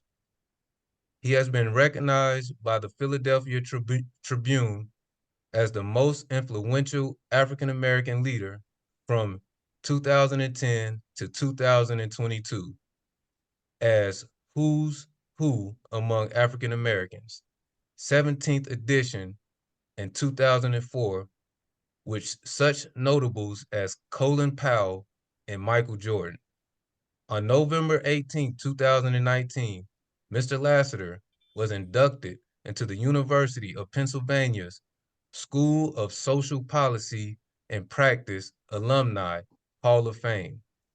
On October 26, 2021, Mr. Lassiter was chosen as National Association of Social Workers Pennsylvania Chapter Social Worker of the Year for 2021. He was the recipient of the 2023 International Association of Official Human Rights Agencies International Award. He has also been recognized by City and State's 2022 Pennsylvania 50 over 50, City and State's 2022 Pennsylvania Impact 50, City and State 2023 Pennsylvania Impact 75, City and States 2022 and 2023 Pennsylvania Power of Diversity, Black 100, and Philadelphia Business Journal's 2024 Diversity in Business. Let us welcome our keynote speaker, Mr. Chad Lassiter. Good evening. Can everyone hear me okay? Can you hear me? Yes. Yes. Okay, great. Yes, sir. Let me just first and foremost say how humbled and honored I am. Dr. Freeman and Dr. J know I'm gonna get them. I'm just a servant leader. But thank you, young man, for reading the bio. Let me also just say how humbling it is to be in this space with so many individuals who, for a considerable period of time, I read about. And there is no hierarchy for me, but I want to thank God for Dr. Charles Lewis and his friendship and his brotherhood towards me. When I got my master's in social work from University of Penn, I entered the University of Penn in 1999, and immediately Howard Arnold and Peter Vaughn told me about Gary Belly. And I have not actually met Gary, but Gary, for me as a young man coming up in the social work and social change space, you have been someone that I look forward to meeting. I've also studied a lot of your work, so it's just very, from a level of humility, good to be in this space with you. I'd be remiss also if I didn't mention Andre Stevenson, who may not be on this call, but Andre Stevenson was at Johnson C. Smith University and was one of my professors. I know that this is a Black male space, but for W.E.B. Du Bois, you have a counter, and that's Ida B. Wells. For Martin Luther King, you have a counter, that's Ella Baker. And we can go on. And Frederick Douglass, there's a counter, Harriet Moses Tubman. And so for me, I'm thankful to the legacy of Dr. Juanita Davidson. May she rest in power, may she rest in peace. She was my social work professor at Johnson C. Smith University, and also Dr. Helen Caldwell, who was just not my professor, but was my mentor, and still to this day, she is my mentor. Nevertheless, what we have seen with Johnson C. Smith from a historical perspective to where we are in the contemporary is entirely different. From a historical perspective, I entered Johnson C. Smith in 1990. I was born in Philadelphia, came of age in South Central Los Angeles and North Philadelphia, and then sojourned to Johnson C. Smith University. There wasn't a lot of males that were in the profession of social work. And so where we are now at Johnson C. Smith, with our chair, with Dr. Freeman, Dr. J, and everyone that's part of the department, please find time to, one, truly reward yourselves for what you have done as it relates to this, department and all the things that you all have created. I'm not going to need 15 minutes. I'm going to need probably about 10 minutes, simply because being in this space against the backdrop of racial fatigue, against the backdrop of virtual fatigue, I'm in a space tonight where I got off a train in Harrisburg to come to Philadelphia, and I want to be poured into. And I want to hear from some of the luminaries that are on here. Certainly, though, I know that I do have a message. The message that's in me tonight comes from on high, a God that sits high and looks low. I thought it would be advantageous, because I come out of the Black church tradition, to lift up 4 quotes that I think are just apropos for the moment that we find ourselves in. Social scientists say that the moment that we're in is a crisis of legitimacy. And so I think about, when we're looking at social workers, but also social change agents, the first quote, all of them are from King. I come out of that tradition. The first quote is, life's most persistent and urgent question is, what are you doing for others? The second quote, rarely do we find men who willingly engage in hard, solid thinking. There's an almost universal quest for easy answers and half-baked solutions. Nothing pains some people more than having to think. Nothing pains people more than having to think. The third quote, a nation that continues year after year to spend more money on military defense than on programs of social uplift is approaching spiritual doom. And Second Chronicles is, if my people who are called by my name, and some of you may know the rest of that. And then the last quote, don't let anybody make you think God chose America as his divine messianic force to be some sort of policeman of the whole world. America polices the world, but who polices America? And if this democracy is going to survive, I believe it's going to survive because of social workers, and in particular, Black social workers. I was just with my beloved brother, Dr. Eddie Glaw. We were at Dickinson College just last week as Eddie brought a keynote there. And as we got on campus, one of the professors in the sociology department wanted to inform me that there had been some active recruitment in and around Carlisle, PA, of the Ku Klux Klan. And so for me, I lifted up the quotes of King, and I come out of also the tradition of W.E.B. Du Bois, because that for me was the formation of this calling. I never wanted to be a social worker. It was a calling. I came to Johnson C. Smith on UNCF academic scholarship. The president of that time was Dr. Robert Albright. I'm also aware of the privilege that I benefited from. Though I grew up poor in North Philadelphia and South Central Los Angeles, the president of the United Negro College Fund was none other than Bill Gray. And my mom and dad said if I stayed in Philadelphia, I probably was not going to be what God intended me to be, because I was running with some folk that were engaged in nefarious behavior, i.e. some cousins who were major drug dealers in Philadelphia. So my family sends me to Johnson C. Smith. I was going to major in communications. And I saw a young lady on campus that was walking over to one of the classrooms, and I followed her into the classroom, and I sat in the seat next to her. And Dr. Juanita Davidson walked in, and she started calling off roll, and I wasn't on the roll.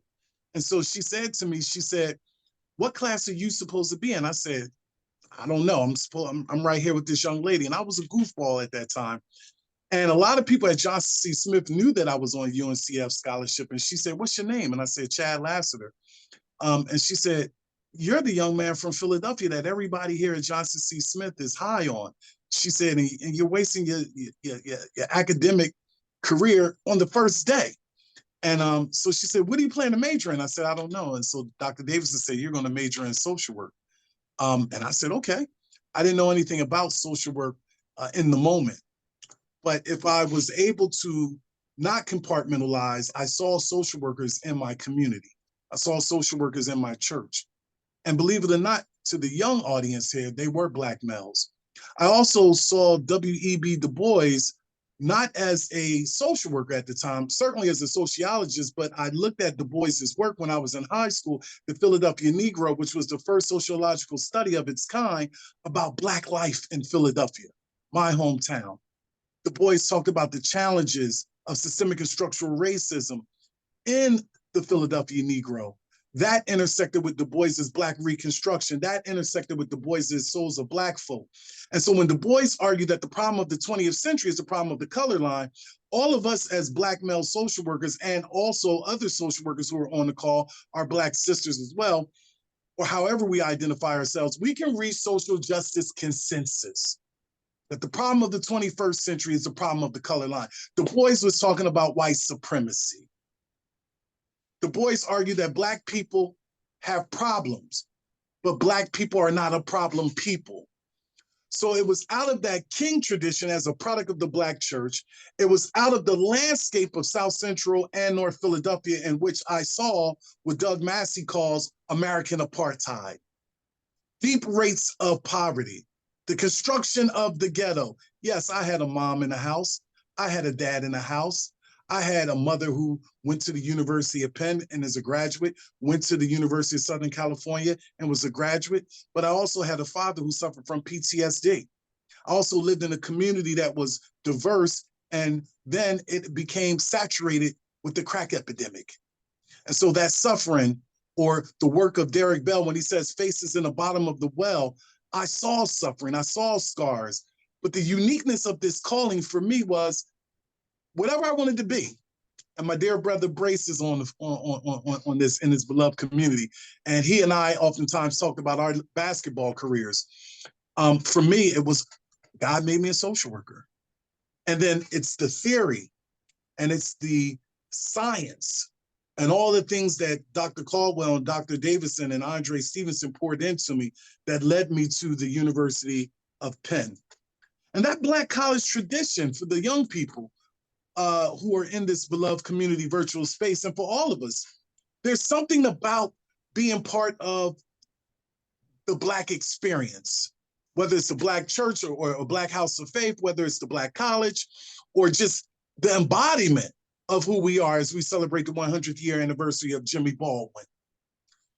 And that's not from a superiority standpoint, but as Johnson C. Smith and those professors who poured into me, along with those Sunday school teachers in my very own community, that when I walked on campus at the University of Pennsylvania, my head was up. And as I sat in those classrooms, and I knew that to the left and to the right, there were white students who were there because of white privilege, right? We talk about affirmative action. We never really talk about the larger we, some of us do, we never really talk about Ira Katz Nelson's work when affirmative action was white, or legacy admissions. And it was because of Johnson C. Smith that I sat in those classrooms as the only male at the University of Penn School of Social Policy and Practice from 1999 to 2001. And I had the assurance and the confidence that I could compete because of the racial factors and the racial protective factors that Johnson C. Smith gave me.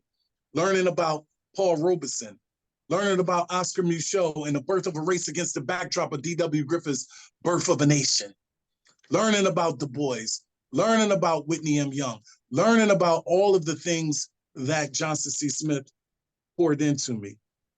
And so the concept of Black people have problems but are not a problem people has always resonated with me to tell the story, but tell it from a social work perspective, making sure that people understand the context.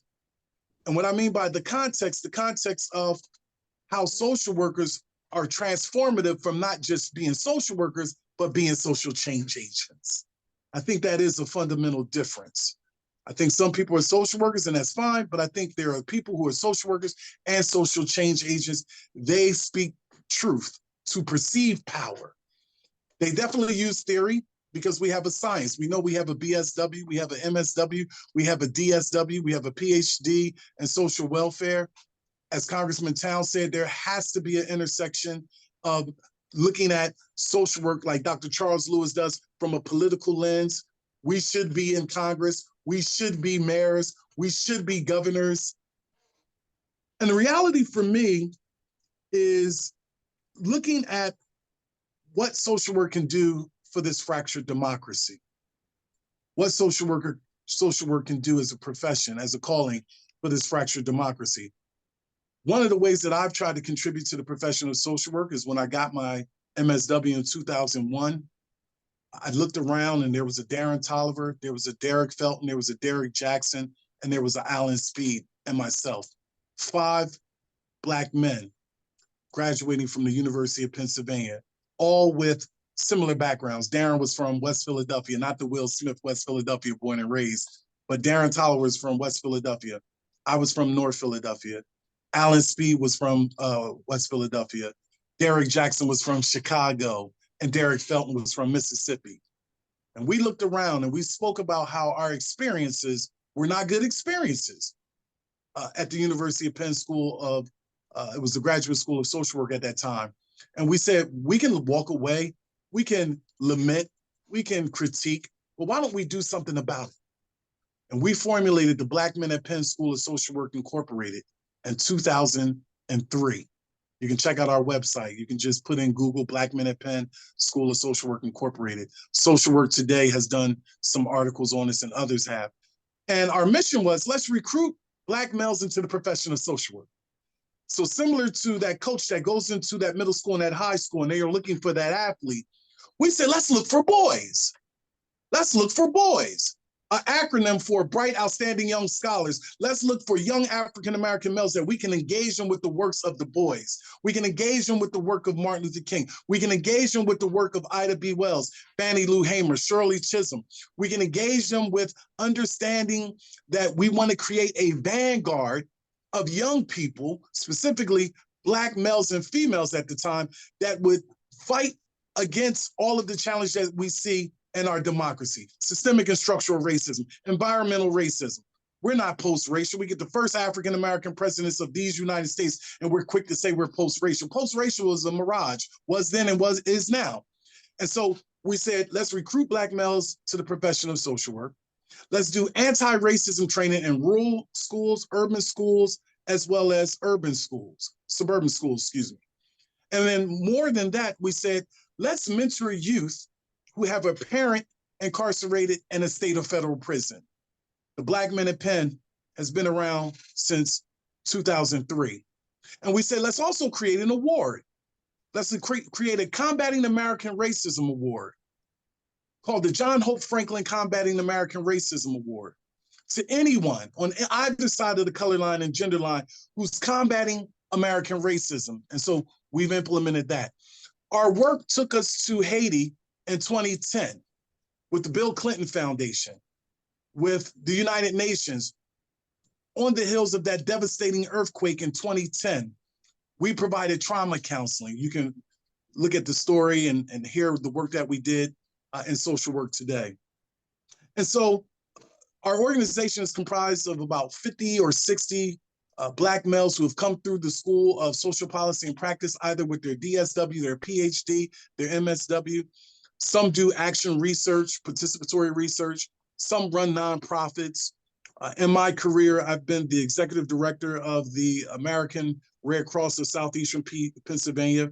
I've been a behavioral therapist, researcher at the Children's Hospital of Philadelphia, looking at type 2 diabetes in adolescents and youth but also the social work discipline is embedded in that, because we're looking at food scarcity, we're looking at readily available mom and pop stores, but lack of supermarkets in urban areas. Certainly a career at the University of Penn. And at the present time, the Pennsylvania Human Relations Commission, we're the top civil rights enforcement agency in the Commonwealth. And you have a social worker, right, who runs this agency. The profession of social work, we can do it all. PHRC is that entity that when you're discriminated against because of public accommodations, commercial property, fair housing, education, you file with the PHRC, certainly employment. We passed regulations to make sure that people who identify as LGBTQ+ are protected under the law. We've worked with State Rep Mays out of Pittsburgh, Brayson and Dr. Freeman's hometown, to make sure that there's support for the Crown Act. People will say, well, you mean to tell me that people are discriminated against because of their hair? Yes, they are. We're in schools to make sure we address anti-Semitism, Islamophobia, all forms of xenophobia. But make no mistake, this democracy engages in anti-Black racism every single day. And so though I'm in this space, I have to be neutral, I have to be unbiased, I have to make sure I don't engage in a form of ethnocentrism.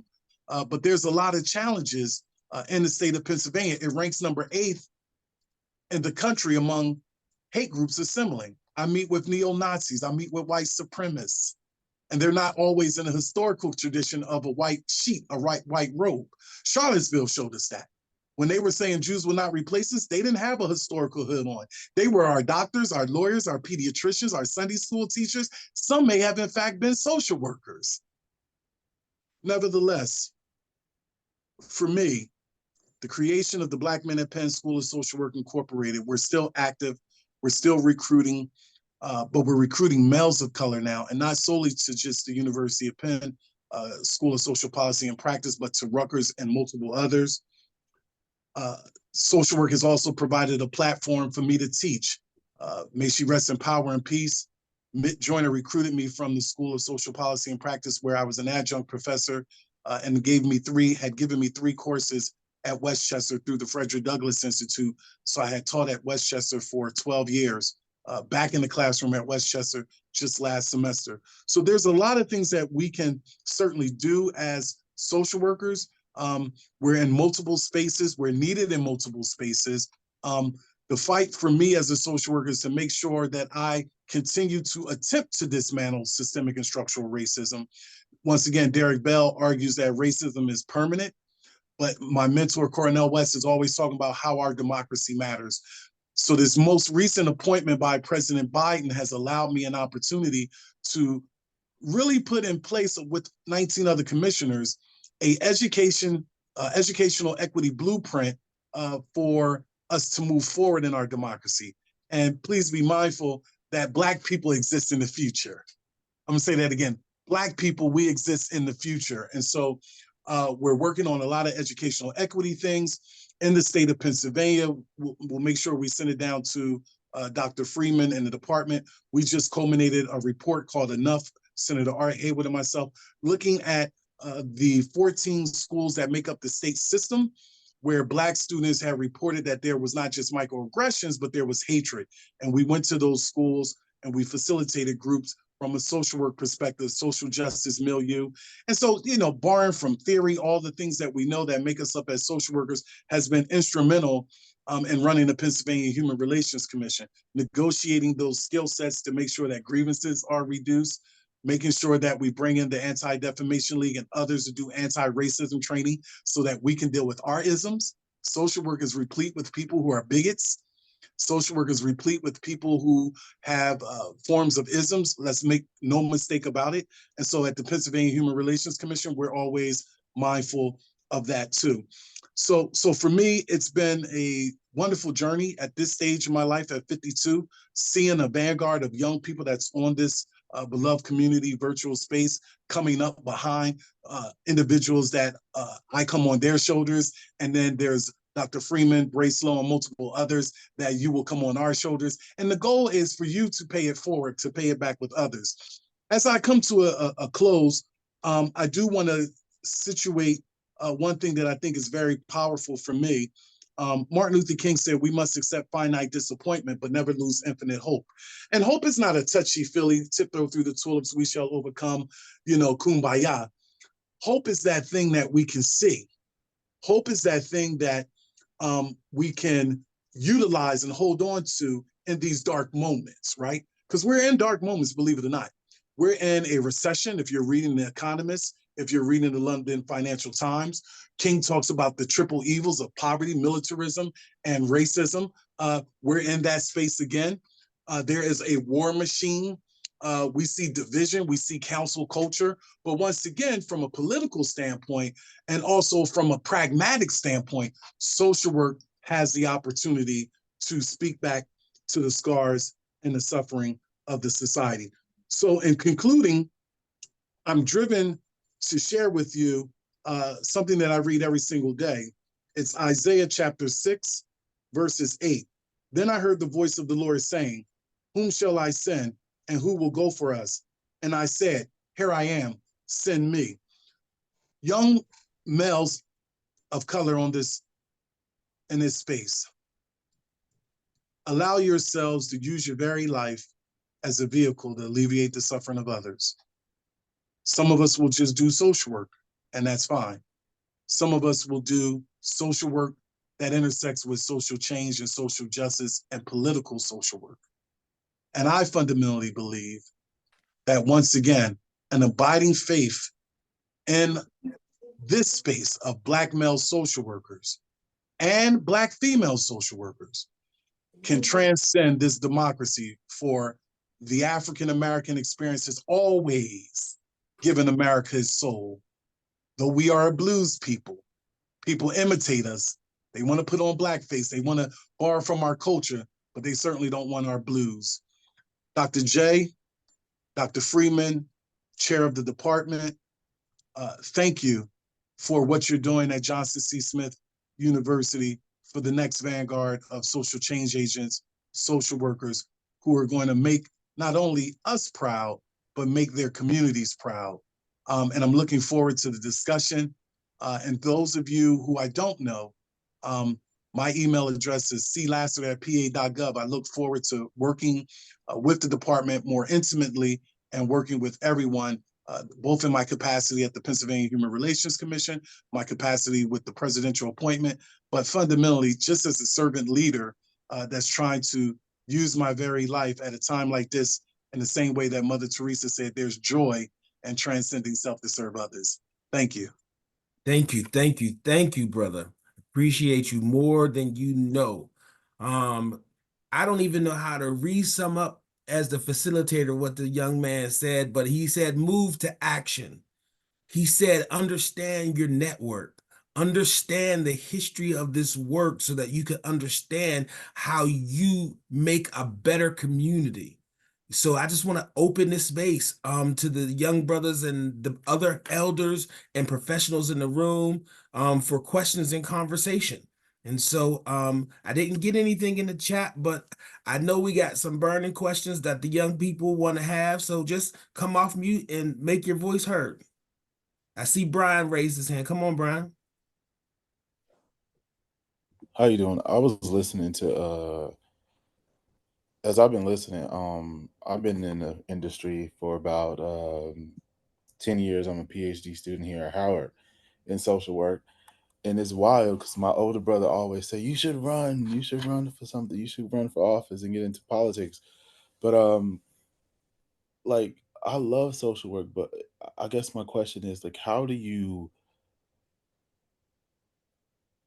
uh, I guess my challenge with getting into politics is I feel like our positions are already political when you become a clinician or when you get licensed, and it's real hard for me to decipher like who I am personally as I'm an artist, and then who I am professionally.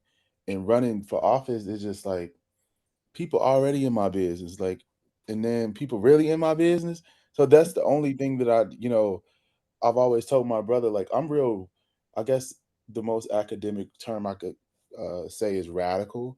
Like, I don't really follow the rules. Like, I love this idea that I believe that I love having the impact as a clinician in the therapeutic setting. So to see myself getting into politics is just like, I don't know if it's fear. I just don't know what it is, but people always talk about it. I just don't. I don't think I'm interested in it. Like, so how can we make change or help make change still in the streets and not in like in the political atmosphere? I guess that's the question that I can ask, because I'm just I'm really not interested in like politics. It's like it turns me off. Like, and there's so many rules regarding it. And I guess being a clinician out here in the streets, quote unquote, for over a decade, I like it. I like talking to the brothers in therapy. I like going up to the high schools and, doing community service and just mentoring. And I've always lent an ear to almost anybody. And I just actually did an event for some AKAs in Chicago, and it was really dope. It was like 60 Black men and we and other 3 clinicians, and we talked about like mental health and books and for them to read and how we can be of service in the community. I guess that winded thing was like, how do you move past this ideology of what you believe or how you feel your career is structured and get into politics? Is I just never been interested, honestly. Okay, well, I see we got 2 more hands, but we're gonna ask Honorable Towns to speak to that real quick if he just wanted to have a response. Yeah, well, no, actually, I think that you're making the case as to why you really should be in it, because when it comes to where the funds are being used and what priorities are being set, all of those things are reasons why you should really get in it. Now, in terms of the lack of interest, the point is that once you're committed to helping people, interest will come because you recognize how important it is to make a difference. And through that process, you really just get more and more involved. And that's when you really, really realize that, hey, I need to do this because there's some folks out here that need assistance. And I have the knowledge and base and the training to be able to do something about it. Now I need to do something about it. And because I know that some of the things you just said also leads to frustration. And that's the part that I think that, can also drive you in what can I do? And that's what happens when things start, I started in county government and then from one thing to another. And then of course I was teaching and all that. I mean, and it just be a situation where, look, I think I can make a difference. I have ability and there's some folks that need my help. Why don't I do something? And that was it. And I think that you might not be there at this moment, but that doesn't mean you won't get there.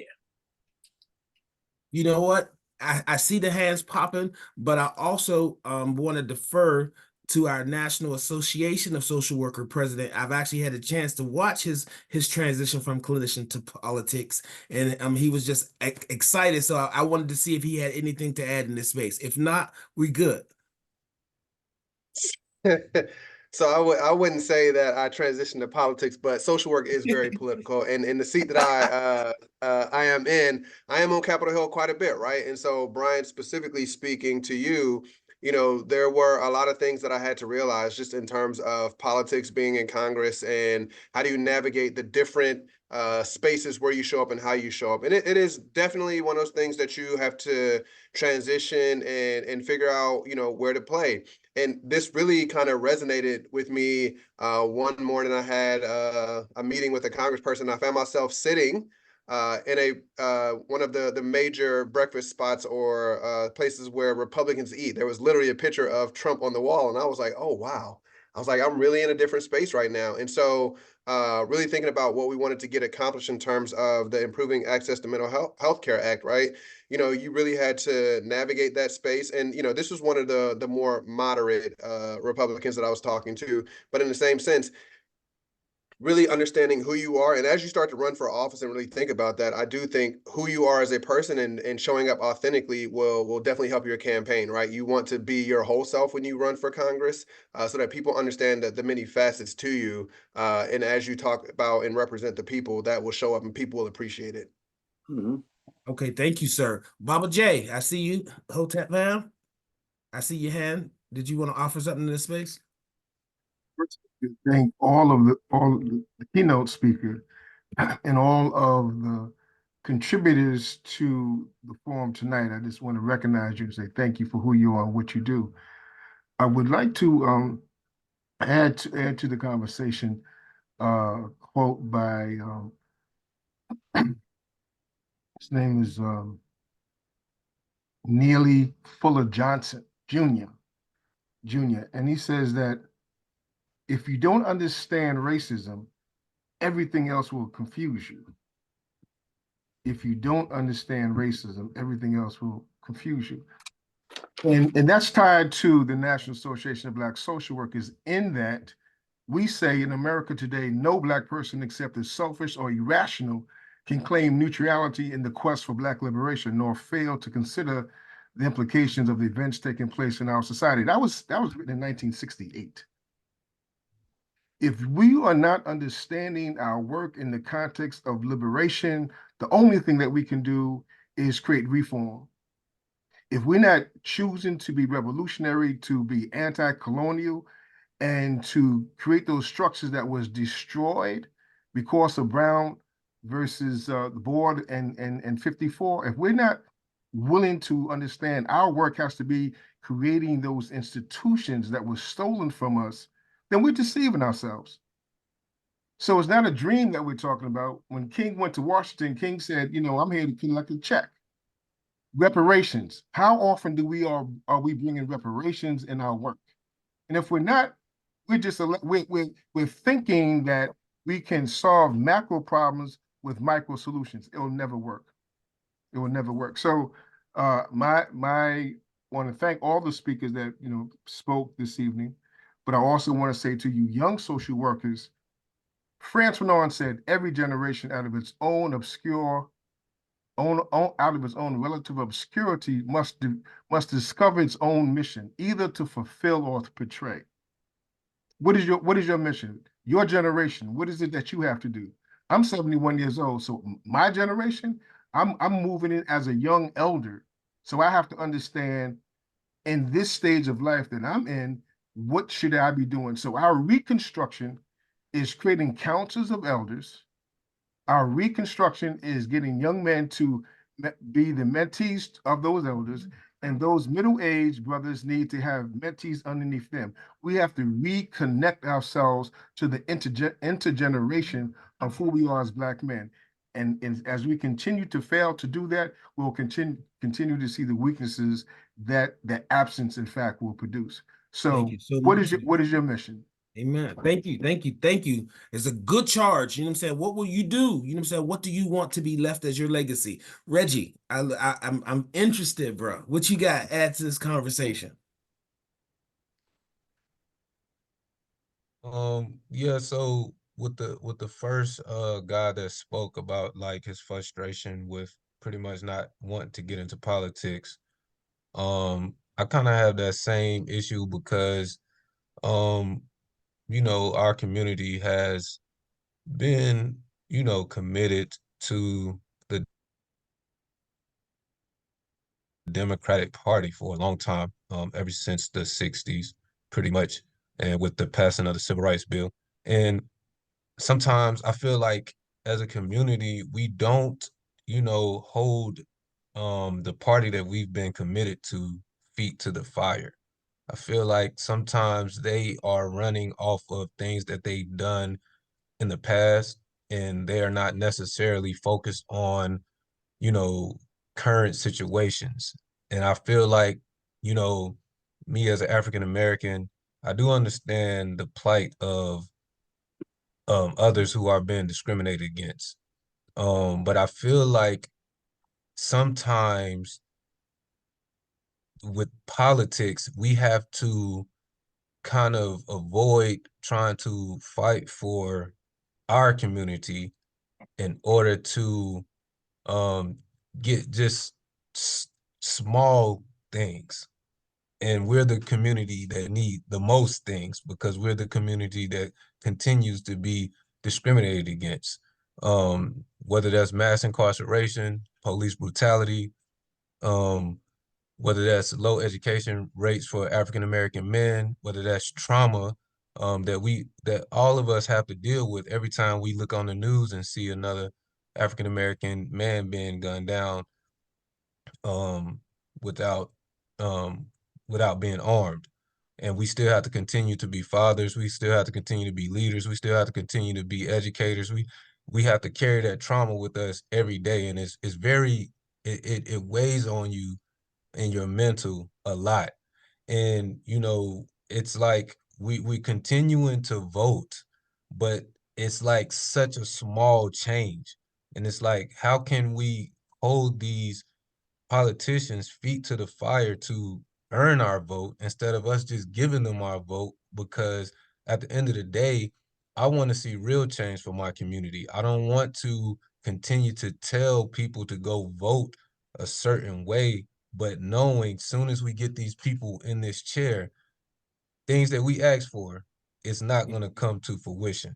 And so I just want to ask all of the men who are way more smarter than me, way more educated than me, have way more experience than me, and who is in in the office, how what is the next steps for us to really hold these people accountable in order to really make a difference in our community? Because like you said, we're trying to solve a macro issue with micro problem solving, and when it all comes down to it, we need the resources, we need the money, we need the education, we need the funding, we need um mass healing, and those things cost money. And until I feel like until we kind of like, you know, stamp that, it's like we're kind of gonna be like running in circles. And that's just my opinion, you know. And I just wanted to say that. Well, brother, I think you come to the right place, because I think, you know what I'm saying, don't come to resolve when you have a question. Educational moment. So you be unresolved so that we can work to resolve. But I will submit to brother Dr. Lewis, would you provide some response to that, if you would? Yeah, I would say that politics is a challenging enterprise right now, and democracy is a really challenging way to do government. In fact, I have an article coming out pretty soon where on the politics of preserving democracy in a diverse society, because different opinions, you know, don't always get resolved. So there's some things you can do in the political arena. You should always vote, because people died so that we could have that right to vote. And depending on where you live, that vote could have different ramifications, right? If you're living in a red state, it ain't gonna have much impact. If you're living in a Black community, it could have a major impact. But it's not just the politics that's going to make things happen. All right, we got to make things happen in spite of the politicians. All right, coming together like we are today, it's a good start. So I want to commend Dr. J and everyone who brought this together, because the one thought that came to me when I'm just sitting here listening is keeping hope alive. Okay, we have to keep hope alive. And so I have a couple of things in terms of my advice I would give. One is know your history.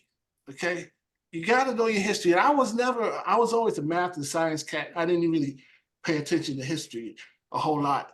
But one example is one of my heroes is W.B. Du Bois, and I want to give props to Dr. Eastreet for bringing him into the pioneers and recognizing his contributions to our profession.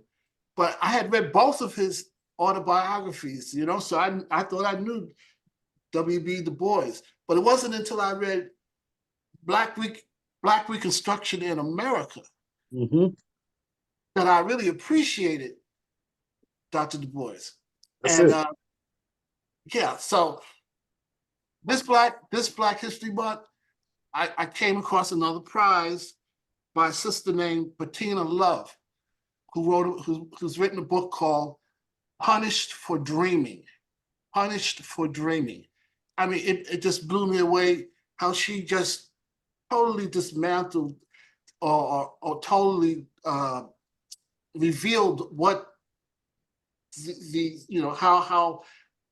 how we've been miseducated, as Carter G. Woodson said, for many, many years. And I'm going to get a chance to talk to her tomorrow, because I reached out to her because I want to see if I can bring her together with David Banks in New York, and see if we can come up with some ideas of how to turn this thing around.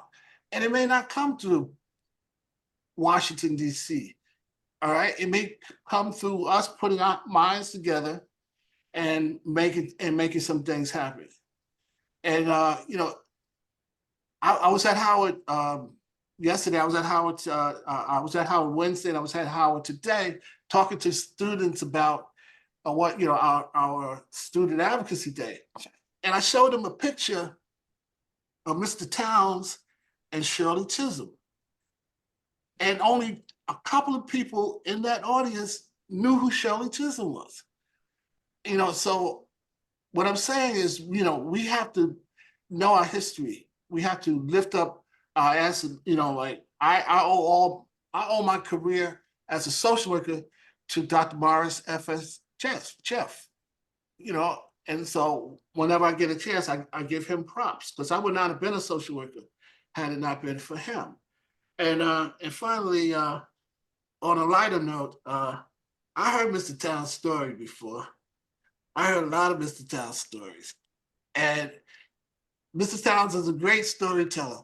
And so I've always tried to be a storyteller, and but I could never compete. Mr. Towns could tell a story now. If nothing, he could tell a story.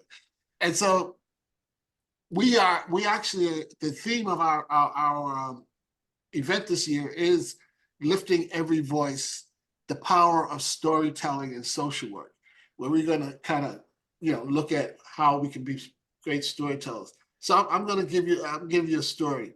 I have a cousin, he's deceased now, Carl Gordon, who's an actor. He was on Rock. He played the father on Rock, if any of you know that show.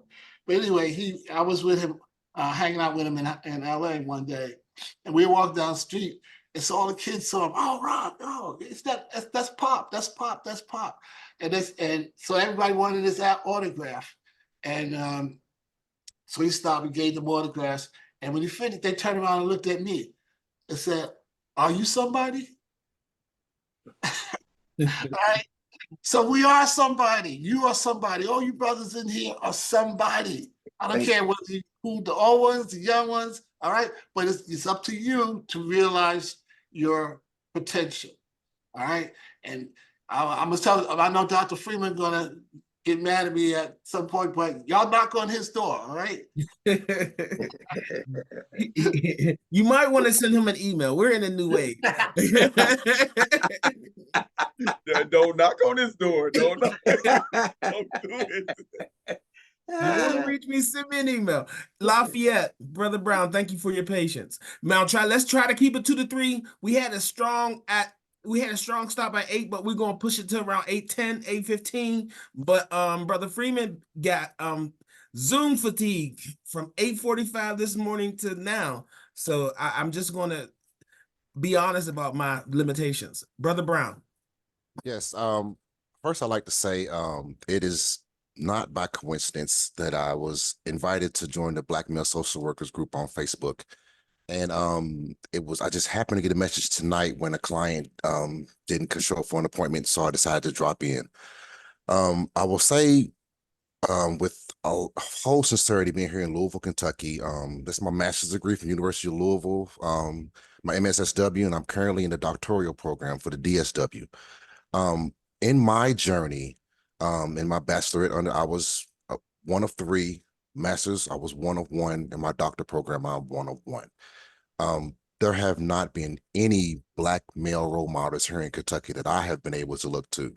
So it's been it's been really powerful to see a lot of Black men in this space that I don't see a lot of in Kentucky. So my hope is I don't know what Johnson C. Smith University is. I feel like I've spent my money in the wrong place. I should have gone to this university. But I guess I'm saying all that to say I'm doing all these things in private practice, doctoral. You know, I work for the VA. I'm a veteran myself. I would love an opportunity to connect with the Black men here and form what someone was talking about, how we stay connected. It is a very lonely place when you are one of one, trying to figure out where you go with this. You know, I know that I can make a benefit my community. You know, I coach kids all the time, but there isn't that person that I can look to and said, that's how I get there. And so, you know, going through a little bit of struggle now, and I'm definitely okay with being vulnerable, because if I'm going to tell my clients to be vulnerable, I have to be that way myself. So I would definitely like to connect with whoever's available. I would love to be on a lot more of these, and I really do appreciate. We do have an NA BSW in Kentucky, so I think I may join that as well. There may be another way for me to connect with people. But I've appreciated this conversation tonight, and I am so thankful that whoever sent that message out and said, join, is 5 minutes till, that's been my godsend. And so I don't know if I'll be in politics. I like talking. I'm like the other brother, you know, I don't want my life torn apart, but at this point at 45, I know that if I live for nothing, then I'll die for anything. And so I have two young boys I want to teach them how to be men. And so there's a legacy that I'm thinking of building now. And so I do appreciate all you've done, and whoever put this together. I don't know the particulars, but I do appreciate this opportunity to have been here.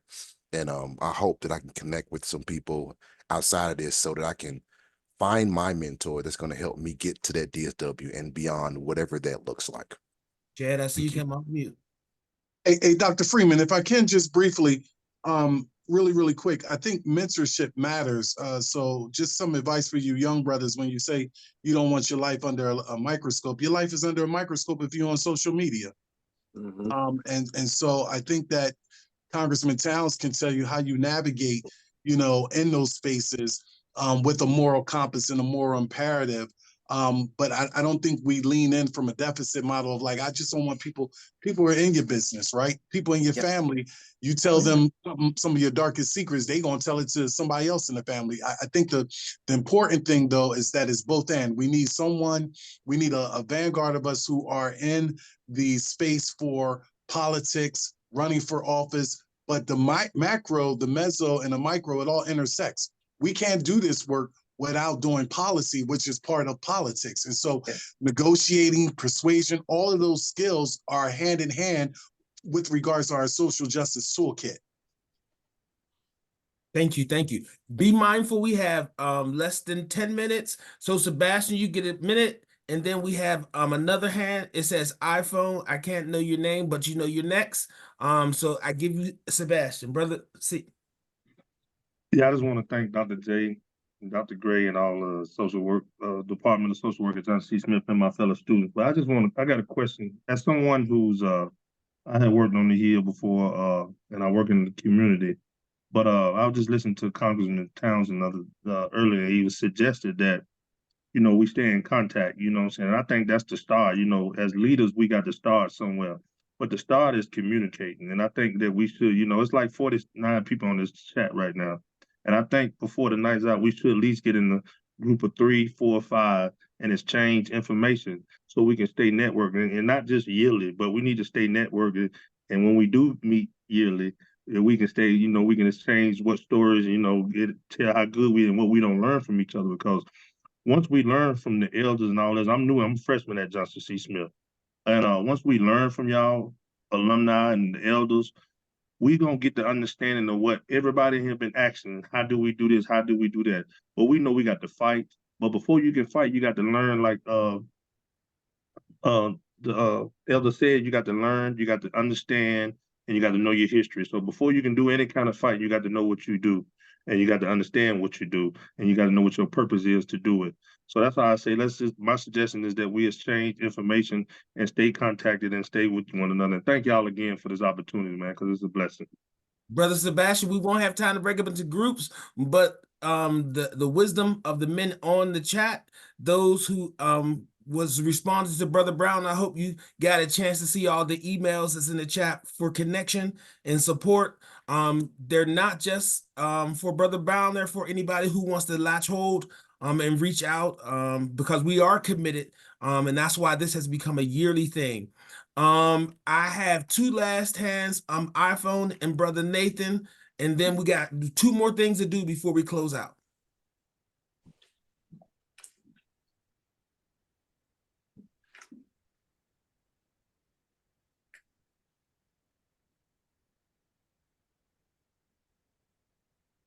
Can you hear me? Now we can. You got 30 seconds. Yeah, we're on our 30-second call. Go Okay. ahead. Okay, I'm just gonna say thank you for everything. It was just one question. I work with kids, and I was just wanting to know. They asked me what's their look for it to. So, working with the kids and teaching them kind of history, we want to know what's there for them to go to. Like they don't got community centers. How do you get all of that back in there for the kids to become leaders? Sorry, I'm trying to do it quick, so that's it. No, I definitely appreciate it. That what I will say is, Brother Lassiter said in a part of his presentation, sometimes you just got to move to action. And they took it upon themselves as graduate students to go to schools and create a movement from the people that you organize. And so it's not about looking for the money. It's not about looking for the community space. It's about, you know what I'm saying, find you a partner with a church and create an after school program with the people that you've organized. So we have to understand that we can still make social change without federal dollars. Nathan, Dr. Stevens, I do apologize, sir. No problem. No problem. Thank you for that. And thank you for the brother that, man, get my technology going, for the brother that asked the question. And I just want to say this to the brother, you know, we know our history is true, but to our elders and others, I say that please help our young people to connect our history to our current day, right? Because I think that's part of what's missing. And I've been encouraging Black studies and Africana studies and African American studies on PWI campuses to make the connection, right, to our present day and why it's relevant to modern day. The second thing I'll say is I understand his apathy and sense of, because where I come from, at one point in time, I told myself, man, that the drug dealers are going to keep dealing and all this other stuff, so why even vote? But I've since changed my mind, and I understood primarily because I consider service as part of the rent for life, being on this earth. And I can't remember who said that quote, but that's the way I view it, is service. And most of us got into this field or aspire to get into the field to help others. And so in the true NABSW tradition and the African-centeredness, one of the things that what I do, even if I don't benefit from it, I'm going to continue to vote. I'm going to continue to work so that those who come after me can benefit from it. And we have to get more to that and lose some of this individual mindset to gain more of the collective, right? What am I doing to benefit the collective as opposed to just what I get out of it? Because God knows we'll never get what we're really worth. Oh, and then finally, I put in there, please join the Black Men in Facebook group. You do have to answer the questions or I'm going to deny your membership.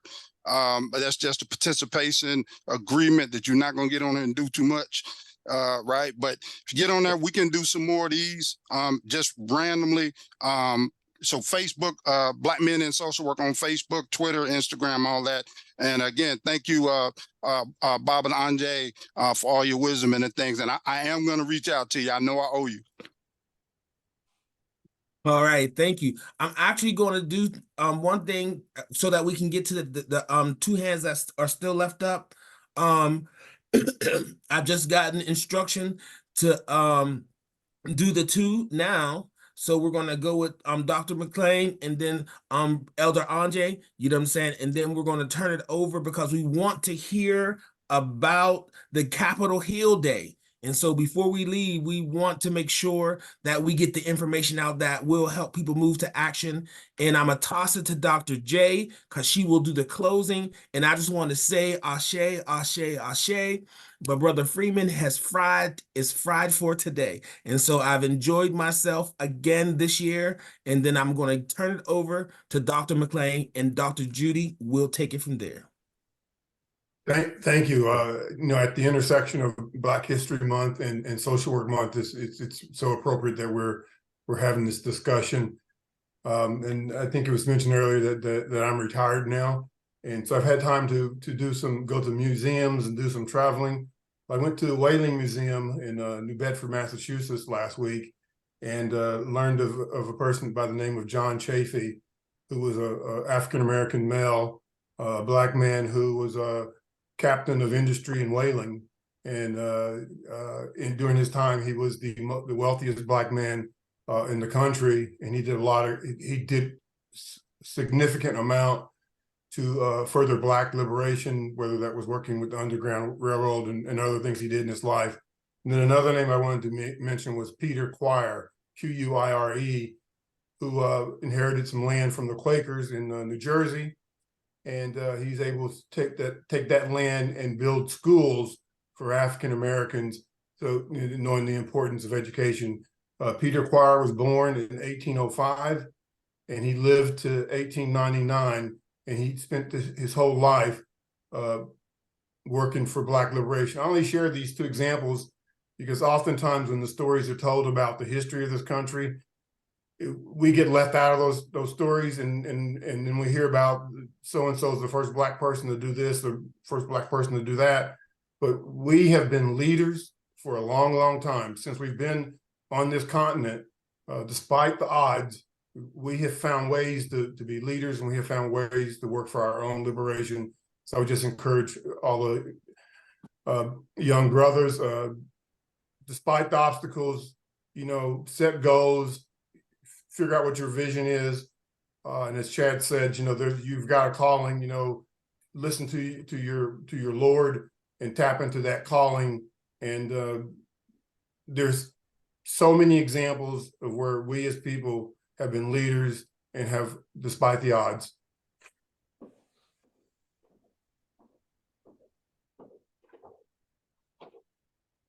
Baba J, and then we're going to move quickly into closing remarks. Baba J, if you don't mind. Yes, thank you so much. So, growing up as a youngster, as a young social worker, we used to ask the question, are you activist scholar, or are you scholar activist? And whatever one you choose, it doesn't matter. And not say it doesn't matter, but because they are reflections of each other, two sides of the same coin, but both have to be organizers. You have to be an organizer if we're going to move our people forward. So I'm asking you to join me as the co-chair of the National Association of Black Social Workers National Relations Committee, also with Dr. J. I'm asking you to join our committee, because you will get the mentorship, you'll get the knowledge, you'll get so many things, and connecting you to other people around the country. So I had put my number in the chat and email. So I'm inviting you to say there's a place for you. You have a home. Come on home. Sati Sana. Thank you so much, brothers, for this phenomenal opportunity. I do know that our MC, Mr. Joshua Daniels, wanted to acknowledge the presence of his internship supervisor. Is he still on the thread with us? Mr. Brown, are you still on the thread with us? Joshua Daniels, he is so honored to be supervised from a brother like you. To Lafayette Brown III, you mentioned something like you said you wish you had the opportunity to come to a school like Johnson C. Smith. Thank you so much for honoring that information, because just this morning I read something, and I'm sure Dr. Freeman, the social work faculty also read that Johnson C. Smith, and y'all gonna have to applaud us. We have become now the first, okay, the number one private HBCU in North Carolina. So y'all can give it up for us. It's if for some reasons like what we did today. Let me repeat this again. Dr. Eastreet, Dr. Lewis, Congressman Towns, you know, Chad, who's a graduate. All right. We are the number one private HBCU in North Carolina. That's saying a lot. So you're going to see us come up with visions like this. You know, I think it has to do with a lot of the fact that if we think it, we're going to make it happen. And this event happened because we actually walked outside one day and saw the increased enrollment of brothers at Johnson C. Smith University in the Department of Social Work. That's saying something, okay? Also want to acknowledge all of our guests tonight. Brother Chad, you brought it to us. Congressman Towns, who was one of the inaugural brothers of this event. The Honorable Justin Hodge, thank you so much. Dr. Eastreet, we wherever we are, Dr. Eastreet is always there. And just Dr. Freeman for just, you know, just being who he is. We want to thank those of you who put your name in the chat, then we didn't get a chance to even call your name because it was so many of you brothers. We just said, okay, we just want to say thank all of you. Dr. Lewis, okay, I know we're going to give you a couple of seconds to talk about very quickly about Student Advocacy Day on the Hill, because I know these brothers going to go back, they're going to get registered, and or they're going to register their students. So either you or the Honorable Justin Hodge talk briefly about how to get registered.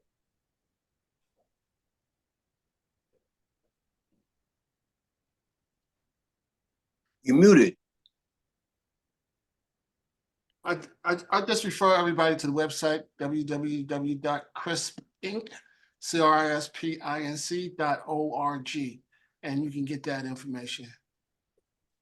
Okay. Be sure to get registered. Be sure to get registered for Social Work Day on the Hill, as well as Student Advocacy Day on the Hill. Registration is still going on.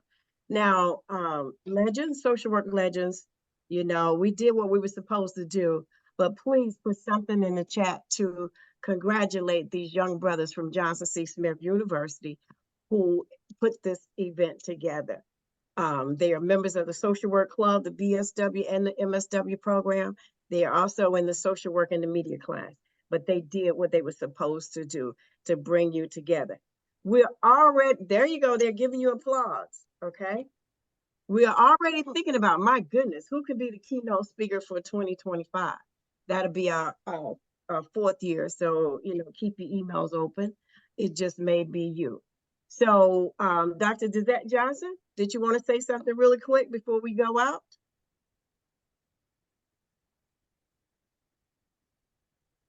I just want to say that this was a phenomenal program. I learned a lot myself over the last 2 hours that we spent together. It was just absolutely phenomenal. I want to thank all of the speakers and all of the guests for joining us and making this another historical event in our books. Absolutely, absolutely. There are some messages in the chat. We also want to do a special shout out to Middle Tennessee State University with Dr. Kathy McElderry, who was on the thread with me last night with the reparations conversation. And we see advancing reparatory justice and social work is coming up really soon. So Dr. Freeman, Dr. Herron, I'll yield to you, brothers, and we will see you next year. Dr. Freeman or Dr. Herron, take us out. Oh, wait, before you do that, special shout out to Dr. LaSonia Townsend, okay, our technical producer. We will have this thread, the recording of this thread, we'll get it to Dr. Freeman and Dr. Herron for distribution. Dr. Herron or Dr. Freeman, it's yours. I think Freeman about tapped out. So I'll just say to everybody, again, wonderful convening, like always, words of wisdom, a lot of nuggets. And I hope, as my brother Lafayette said, that we can stay connected. And so there are a lot of emails in the chat I hope you got a chance to get some of those so you can connect with some folks. Dr. J, if we can probably pull the chat together and pull some of those emails together and send out, I think that would be another plus as well. So congratulations on a great job, students, and thank you all for joining us again on this annual event. Have a great evening. Thank you, TC. Travis said, I'm white, but I'm ready to do whatever I need to do. Thank you for joining us too. And Lassiter, you bad, brother. You bad. Man, it's good to see you, man. I was trying to keep it all together emotionally but I'm okay with not keeping together. What you all have done, man, at Johnson C. Smith is just, it's historical. And my prayer is that you all write a book about it. And thank you, brother Herring, for all that you've done and you all are doing. It rivals some of the top social work schools in the country, the department. And so I'm just honored, man. I'm just honored to be in this space with you, and the way you, Freeman, and Dr. J embraced me when I came down to Johnson C. Smith almost 5-10 years ago. It's good to see you, brother. God bless you, man. Absolutely. Chad, I came off camera and off mute because I'm gonna need you to put that into an email and send it to the president and the provost. No, listen, I will, if Dr. J can send me the email that I need to send it to, I will get a letter on Pennsylvania Human Relations Commission letterhead, and the day is Monday. Social workers is about action. I can get it to them by the end of this week, because I stay engaged because of Dr. Caldwell, right? Yes. To be very transparent, and now because of you all of us didn't have good experiences at Johnson C. Smith. I had a good experience, but what I'm saying is, I think sometimes HBCUs, they sit around and they say, well, Dad, HBCU, alum, they don't give back. But sometimes people ain't have good experience. They children and, some of their grandchildren go to universities and you still sitting in a financial aid line, for 2 hours when you did that back in the early 90s, right? But you all have turned this around. And so, Dr. Freeman, I would be honored to write on behalf of you, Doc Herring and Dr. J, certainly. Just don't put it in the chat because I don't know how to get it out. But if Dr. J can email me who I write to, directly.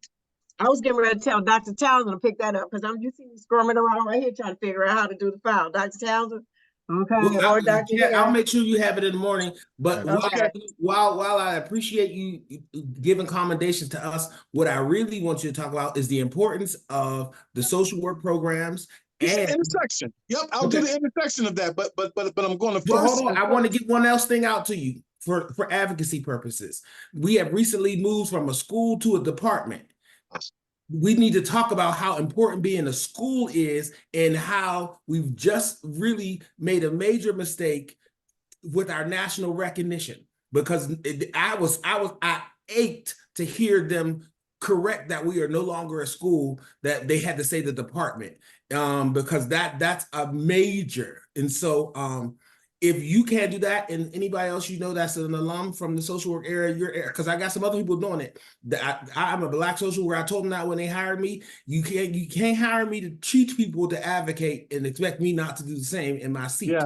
And so do let me clarify that it wasn't moved because for academic purposes. It was done for budgeting purposes. It's so all still a mess. Yeah, Sorry. please understand that. And this is still being recorded, and I don't care. I will stand behind what I say at any space. And I'm with you, Dr. Freeman. I got your back. Thank you. I just wanted to be clear that we still doing our thing academically. Yeah, no doubt. Doc Herring, good to see you, man. Love you guys. And looking forward to getting those email addresses. Appreciate you, man. All right, everybody.